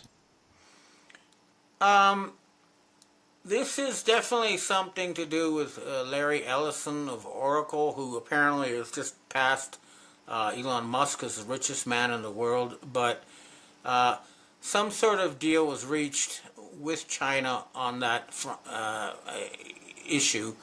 And what I've heard is that the TikTok in the United States will be on U.S. servers and will be subject to NSA scrutiny to make sure it's not used for nefarious Chinese purposes or whatever those may or may not be. But some sort of deal is definitely being worked out, and I think that Ellison and Elon Musk and a group of oligarchs close to Trump are going against another group of oligarchs who were behind the whole Clinton-Obama business. And I think this group is also trying to make a deal with China, because basically speaking, the United States now runs on Chinese money. The U.S. government was shut down tomorrow without Chinese money. That's a fact. And it's an unpleasant fact. That's why I keep saying they have to declare bankruptcy. But since they don't, every September they got to suck up to China. And this is apparently what's going on, but I don't know all the details. Next question. Hi, Ben. Is the takedown of the current government in Nepal and installation of the new government a white hat operation or just simply an angry population? I think it's a combination, but it's important to note that this was triggered by a Nepali government order that, social media like WhatsApp and Meta and stuff submit to Nepali censorship, and instead these companies started a huge campaign which incited people in their 20s, mostly, a very young generation who's completely dependent on screens and AI for their information, were manipulated. And now it looks like the military stepped in and they're restoring order. But the other thing I've been seeing is that because India has now been pushed into China's arms by aggressive U.S. policy, like these 50% tariffs, they're going to try to use Nepal as a kind of a destabilizing force in the region, and that's what it looks like. So I would have to say, overall, it was a black hat campaign, but the military stepped in and put the kibosh on it. That's my understanding, but I admit right now I'm no Nepal expert. But I did look into this, and that was my conclusion. Next question. Hi, Ben. We have our last question for today. What are your thoughts on the AfD party in Germany? I think that they represent very legitimate and real grievances of the German people, and they try to make it taboo to talk about immigrants and say it's all racist. But no, when you have a group that is, at least in the case of France, with 3.7% of the population causing 50% of the crimes, that's not racism to point this out. This is something where you're saying, hey, this is a foreign invasion, and I hope they succeed. I really do. I think Germany has suffered enough, and World War II is long over, and I think Germany should rise again and be strong, and I fully support them. And I don't think they're racist. They're pointing out that the huge influx of immigrants has caused is bankrupting the welfare system, is leading to a crime wave, and most of these people aren't doing, productive work. So I think, all Western countries should remove military-aged, foreign-born men who aren't working and seem to have an income coming from some source that they can't identify, i.e. the Soros Foundation type of people. They should all be removed. I do think so. Okay, well, that's what I have to say for myself this week, and I hope to see you again next week. Hello, everyone. Michael Jacob with Unleashing Intuition Secrets. A little bit of a Las Vegas background for you at the Bellagio, right? Just had a very nice dinner at Le Cirque. Highly recommend it. French food is outstanding. All right, so President Trump in UK, showing that he's the boss and walking in front of the king, showing who the real king is, and Melania, hanging out with Kate Middleton, who seems to be a lot taller than her normal height. So has she been replaced? So lots of questions. You know, the helo that they were on in the UK almost crashed, right? Had to set down very quickly. We know the deep state is in operation in all things. So our president and first lady, unfortunately, almost crashed, right, in the UK. So not good. That's things that are going on. So very, very sketchy all around the world. New York, BLM is now protesting in the streets. How long before it spreads? This weekend could see a lot of interesting action that's coming. So we're going to be looking at that. But first of all, let's look at the king and the play king. All right. So we think that, you know, Prince Charles has been replaced. Let's look at President Trump, the real king, walking in front of the play king.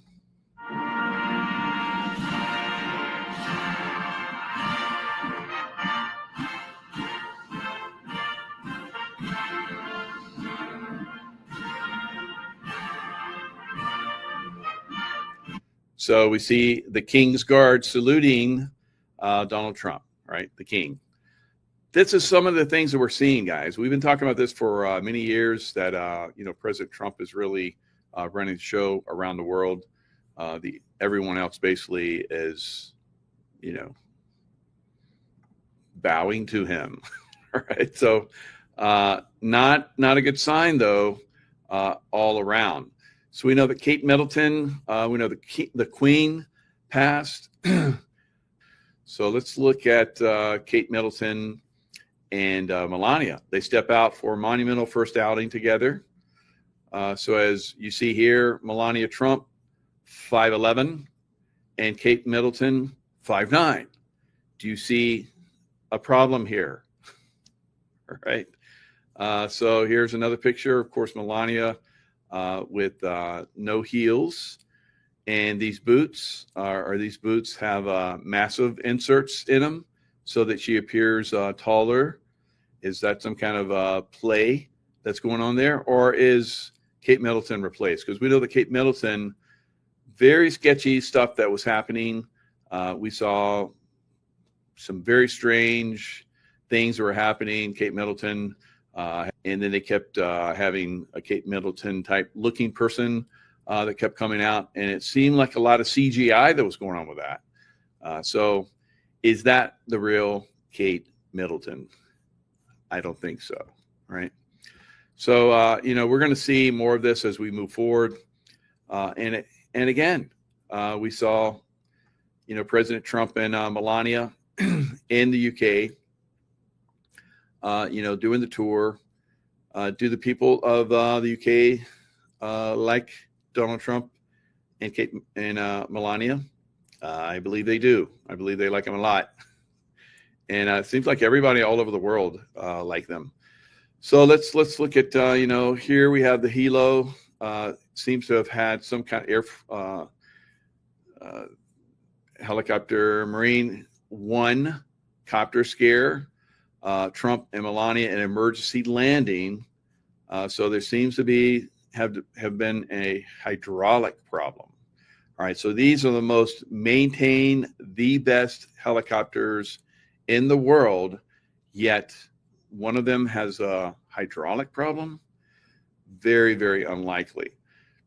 So fortunately, the first family, you know, walked away without any problems. Got on another helicopter, made their way to Air Force One, and then left the UK. All right, so how much more are we gonna see with the deep state trying to take out Trump? We're gonna see a lot more, I believe, unfortunately. So that's another one. That's another one we got to see. How many more of them have been thwarted that we haven't seen? Probably quite a few, guys. All right, so that's going to continue as it moves forward. And then, of course, we, like we talked about, BLM has started. They've started the demonstration. So I said that this was going to come. So here it is, BLM marching in the streets.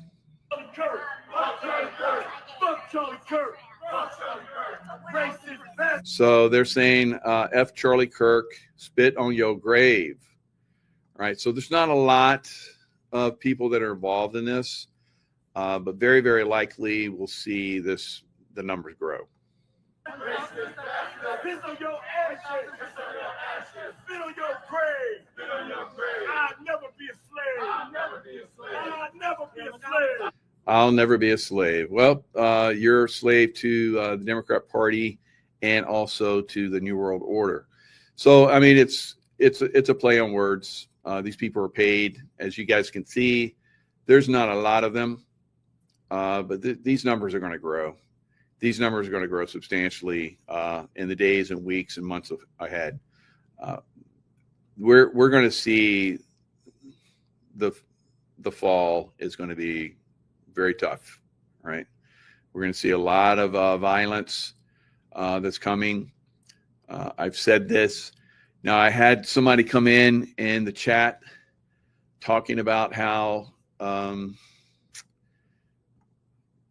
Anons, all right, Q and the Anons have a handle on all this. The military's in control. Not at all right? Well, to a certain extent. But, the Anons are basically people that have come in, have infiltrated. Many of them are deep state, have infiltrated in and, take the Q postings and they manipulate the information that's in there into a negative aspect. So I had somebody come in and basically fart in my chat and walk through and, stink the place up. All right. So this guy came in and was talking about how you don't have to worry. Nothing's going to happen. The QAnons are on top of this. There's not going to be any problems. So this is a bunch of bullshit. All right. So we see it right there. All right. It's the start of this, guys. All right. So you're going to see a lot of people trying just take your attention away. The Charlie Kirk, assassination, whether you believe it or not, it doesn't matter. It's the beginning. It's to start off this massive, war against the deep state and people that want freedom. It's on. So the people that are basically enslaved, not only physically but also mentally, to the deep state are going to resist, and they're going to push back, and they're going to cause problems. And these problems are going to spread to pretty much every city in the United States until they're pushed back on. We've seen some of this already. I guess there was in Pennsylvania, there was several police officers that were fired upon. I think 2 of them are in critical condition. I think 1 passed away. I haven't seen the full extent of that attack yet. But it's increasing. Charlie Kirk assassination. They tried to, firebomb a van, a Fox News van. It didn't happen, and they raided the house where the guys that had set the firebomb on the van that didn't go off and found lots of explosives. That's just one, guys. That's just one house full of explosives, ammunition, guns, and drugs, and all kind of crazy stuff. So it's on. So it's gonna continue to get worse until we basically take all these people down. So very, very exciting times. And of course, we have the Congress that's going to continue to push on this. Of course, we have 250 U.S. Congress personnel that are in Israel. And we know that Israel, there's some problems in Israel as far as Charlie Kirk and, trying to control our country. 250, all expenses paid. Imagine that we brought in 250 Congress people from the UK, or Congress people from France or Germany or wherever. Not happening, right? But yet we just sent 250 of our congressmen and women that are supposed to be going back to their districts and finding out what their people want them to do. All right. We want you to push this bill. We want you to, help us in the farm community. We want you to, help our schools, so forth. Build better roads. They don't care. They went to Israel, all expenses paid, and they got, lectured and talked to, and probably got their Israeli passports and who knows what. I say that all 250 of them, because you can't find out who they are. They're not releasing that. You can find out a few, because I looked it up. You can find out a few names, but all those names are being hidden. I think we need to know all those names, and all those names need to be replaced by somebody that actually represents the United States. Is that going to happen? Not anytime soon. Not at all. Probably, but it should be. All right, so here's Rashid Tlaib screams like a lunatic after saying Trump's admin is a fascist takeover. Charlie Kirk, the students on campus. Charlie Kirk went into the belly of the beast and tried to convince these knuckleheads that have been subverted consciously and mentally that they're on the wrong side of history. And they pushed back, and then he basically got a lot of them to think. They didn't like that. They didn't like that at all. So they pushed back on it. And we're seeing, this happening in Congress now, even more so. So this is going to continue, this pushback on a lot of our stuff. But I think it's important, Mr. Chair, just like in DC, home rule was one out of Black freedom struggle in the fight for civil rights. We can't be passive right now. So nobody over there should take anything we say so personally, as if we're attacking them. No, we're attacking a process, not attacking people here. And I think it's really important. We need to stand up against this fascist takeover. That's not a bad word. It's a fact. And here in DC and across the country, it is so incredibly important, Mr. Chair, that this committee does not allow rhetoric that defames or paints Washington, D.C. in a way that you all haven't really truly seen. You're just reading it. No, you're just reading it or something off of some. Will the gentlelady yield to a question? Yeah, I think it's really important. Will the gentlelady No, I yield? don't yield. I don't even have time. I can tell you. Your time's expired. It is expired, but Mr. Chair, but you all live here, and you're not telling people the beautiful parts that you do see in our nation's capital. And no, it's just wrong how we're doing it. Chairman, I think it's insane that the gentlelady doesn't have an argument, but she's going to refer to me and some of my colleagues. We were from the Third Reich. This is insane. You're going to look at 14, 15-year-olds as a bunch of criminals? It's insane. Do I look like a member of the Third Reich to you, Ms. Tlaib? Is that what I look like to you? You're the one taking your voting card. Is that what you think? Is that what you think? Is that what you think? No, that's unethical. I think it's radical and I think it's insane. And I'll respect everything that you say. But to say something like that to myself and a lot of my colleagues is way out of line. It's way out of line. It's way out of line. Regular order, Mr. Way out of line. Regular order. That's okay. But it's okay, right? That is not how it goes. It's okay, right? You hold yourself accountable before you talk about Hold myself accountable. Hold your own self accountable. How about that? Hold your own self accountable. How about that? Free DC, and make sure you vote with your own voting card. Don't be giving it to somebody else.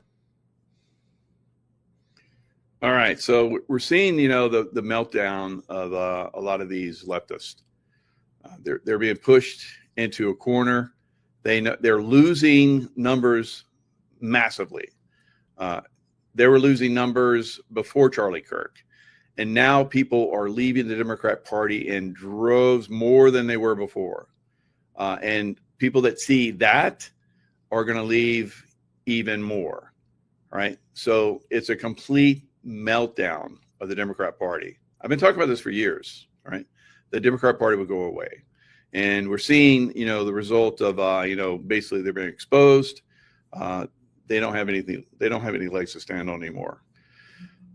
Right, even though we see, like I pointed out, the Charlie Kirk demonstrations by BLM in New York, in Boston, of all places, we're seeing a vigil for Charlie Kirk. Conservative activist Charlie Kirk gathered in Boston for a vigil to remember his life. At an event for his American comeback tour at Utah Valley University, the suspect has since been arrested. Now, very, very suspect. As you guys can see here, they're taking jackhammers to the concrete where Charlie Kirk had the event.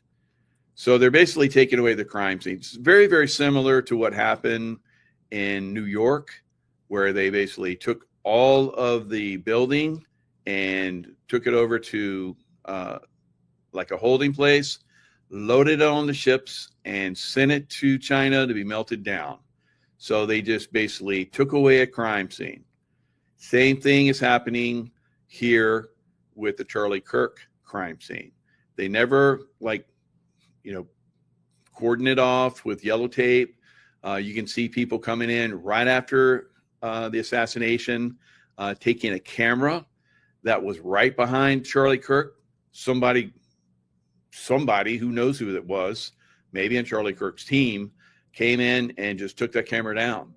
So they came in and basically destroyed the crime scene. All right. Now, my wife was asking this question, very, very good question, is where is the bullet? Where's the magic bullet? Right? And the caliber. It was supposedly a 30-06. A 30-06, of course, would have blown the whole side of his throat off, and there'd been a huge splash on the back wall. We didn't see that. Now, some people have said, it came from his right side. I think it was activated. Basically, the little explosive squib that had been inserted underneath his mask, neck mask, or maybe his full face mask, who knows. And that is what went off, and that was what was activated from the side. So we're, a lot of people are going to believe what they're going to believe. I don't have a problem with it. Bottom line is we need to see that this is, and it was and is, an attempt to start a civil war, which is not going to happen, right? So we're going to continue to see them push and push and push, and eventually it's going to get violent, and then we're going to have to squash that violence, and it might end up being pretty substantial going forward, right? Facing several charges, and prosecutors say they will seek the death penalty. Thanks for staying up late with us, everyone. I'm Colton Bradford. And I'm Priscilla Casper. Kirk's assassination comes at a time where political violence is rising in the U.S. Jericho Tran joining us live from the State House. Jericho, good evening. What was the scene out there earlier tonight? Well, it was definitely very somber as people said their prayers to remember the life of Charlie Kirk. You can see the memorial right here on the steps of the Massachusetts State House. Now, that vigil, it stretched from right here at the Massachusetts State House. Now, of course, Massachusetts, Boston, the Boston Tea Party. All right. So we're seeing a lot of this stuff start to unfold. And I think we're moving into a turning point, like Charlie Kirk was all about. Turning Point USA. Here we are. We're basically going full circle, and we're coming back to our origins. And as we move forward, I believe that the deep state is going to be completely removed from our lives. To across the street, police had this section closed off, and then they also barricaded off a small section of the Boston Common. I can tell you inside it was definitely peaceful, but you could still feel the tension pressing up against these barricades. Despite the noise and the chaos, how do you know? Attendees kept the peace here on the steps of the Massachusetts State House as they honored the life of right-wing political. So as you can see here, we have the leftist paid agitators, the crazies, and they had to put up barricades. We had, people coming in and trying to disrupt this. A peaceful vigil, for Charlie Kirk. Would you go to someone's funeral and, talk smack like that? these people are just basically destroying their narrative hugely. And the more they do that, the more people are going to start to flee from the Democrat Party. Activist Charlie Kirk. You know what? That's not going to stop us from praying and having hope for the future. All right. So the more we go forward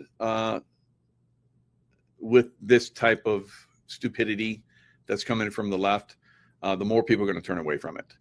Now, at some point, it's going to get violent, like we've talked about, because they're going to see that they're not having the effect that they want. Charlie Kirk assassination, whether it was attempt or whether it was, like I believe it was basically taken over, or like other people believe it was real, it really doesn't matter. The bottom line is this is an attempt to basically destroy America. From whatever angle you look at it, this is what's being revealed. So you have to start to look at the bigger picture of this and know that we have to join together to stop this. All right, we're faced with very radical types that want to cause violence. We can do what we can to expose that, and hopefully nip that in the bud before it starts to blossom, like that protest we just saw in New York. We need some good cowboys out there to do some shit kicking, right? Some ass kicking. Stop that shit, because that's what cowboys did in Texas. BLM showed up in very nice buses and unloaded, and the cowboys showed up, and basically the BLM crawled back up onto the buses and they drove away, and no more problems, right? But in New York, that's not going to happen. In Chicago, that's not going to happen. In LA, that's not happening now. Now, fortunately, in the District of Columbia, it is happening. But if it was up to some of these Congress people, like we just saw, it would be turned around and it would be stopped so that the criminals could start to become more active again, right? Very, very frustrating, but it is a process of, exposing this and keeping this process, exposed, because if we don't expose it, then it starts to gather steam, like we saw with the George Floyd rioting. I said within hours after seeing George Floyd that it was fake, that it was false, it was a false flag. I got a lot of pushback on it. Of course, that went on to become a very big problem for America. So will this Charlie Kirk incident become a big problem for America? If we don't expose it for what it is, for a false flag, it will. All right. So we need to start to really look at this thing and start to look at the other events that are coming, because we don't expose them and shut them down and call them out for what they are, then they are able to gather steam. So all of these people that are saying counter to what I'm saying, it is what it is.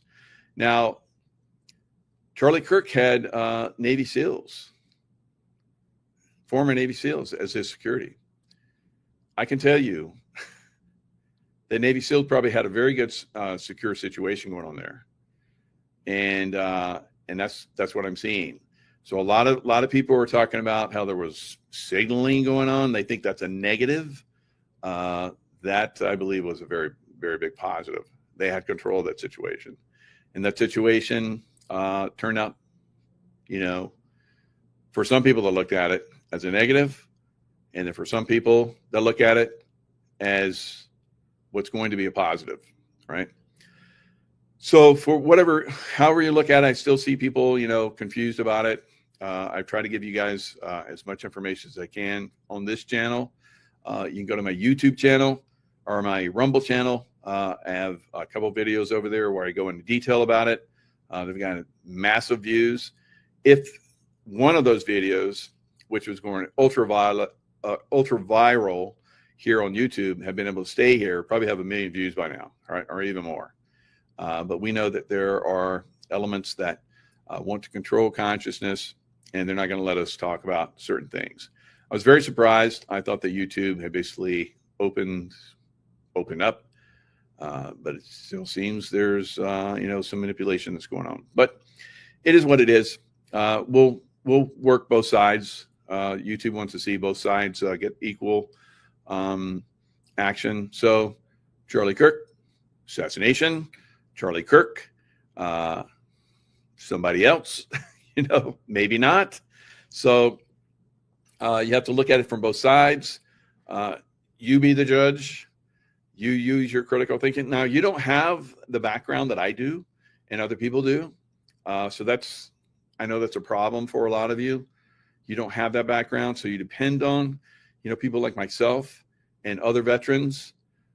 I've had veterans that have come into the chat and have revealed very good information, that they were hunters, that they've used 30-06 and they're hunting. All their family were hunters. This veteran basically has shot multiple weapons from around the world, American, of course, French weapons, English weapons, German weapons.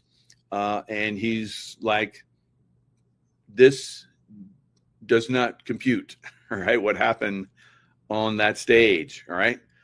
Does not compute. And so there's a lot of good conversation from people that's going on out there. Just pay attention. Don't just take my word for it. Look around, do your own research, find your own information. Which shows, Michael, the ones in my Rumble channel, right? So go over to my Rumble channel. Let me pull it up and I'll show you guys. All right. So the Rumble channel is, once I was kicked off for a long term in YouTube, that's where I was doing most of my shows. Now, I didn't think that I was going to be, permanently deleted from YouTube. They would take down a channel. I just make another one. I just thought that would just keep going on. But eventually I got to the point where I could no longer even do channels on YouTube. So this has been a blessing. Hopefully it continues. But if you really want to see some of my work over the last several years that I've been off YouTube, go over to Michael J 5326. Now 5326 is the number that we use in the U.S. Navy to designate a Navy SEAL. So 5326 is the SEAL designator. All right, so here is, I'll share the screen and show you guys basically the Rumble channel. So this is what it looks like, right? So let's go to the front of it. So Michael J 5326. And if you scroll through here, here's, let me see, where's the one that I'm talking about? Charlie Kirk assassination was a captured and staged event. So as you guys can see, it's got 104,000 views. And then further down here, here's the one, was the Charlie Kirk shooting a false flag? That's the one that was on YouTube that got taken down. It's got 122,000 views. So those are big numbers on my Rumble channel. Rumble is suppressed in a lot of countries. It's suppressed here in the United States, especially my channel. It's a Canadian platform.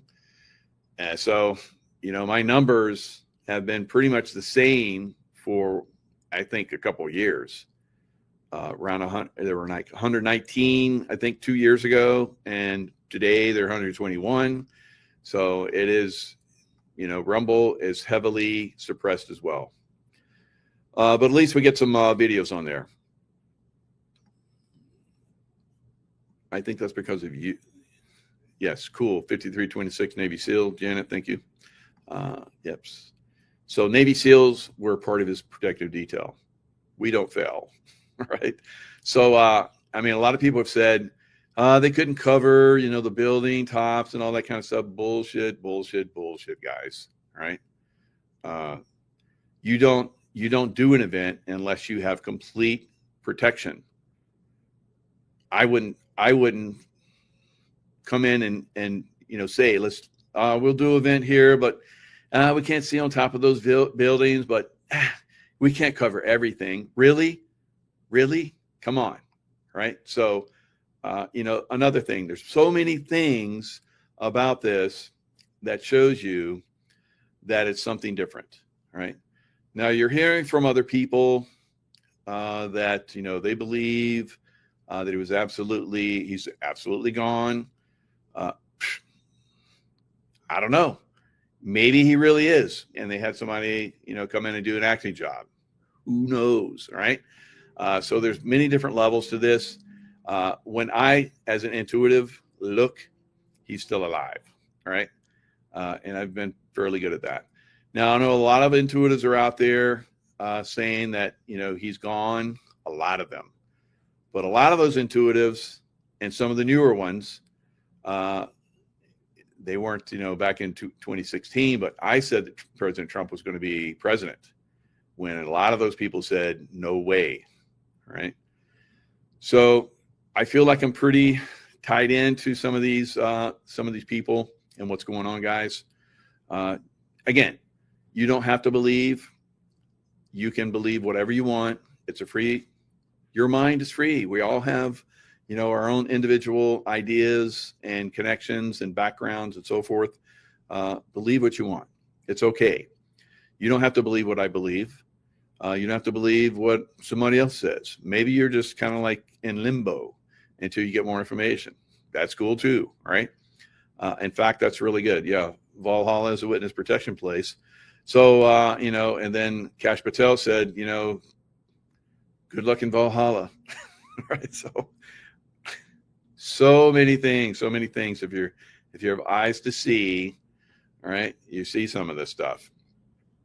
But some people, even though they've said in the past that Valhalla was a witness protection program, seem to think that that's no longer a thing. So it is, some people are part of programs where they deliver information, a narrative that is being pushed by, certain groups.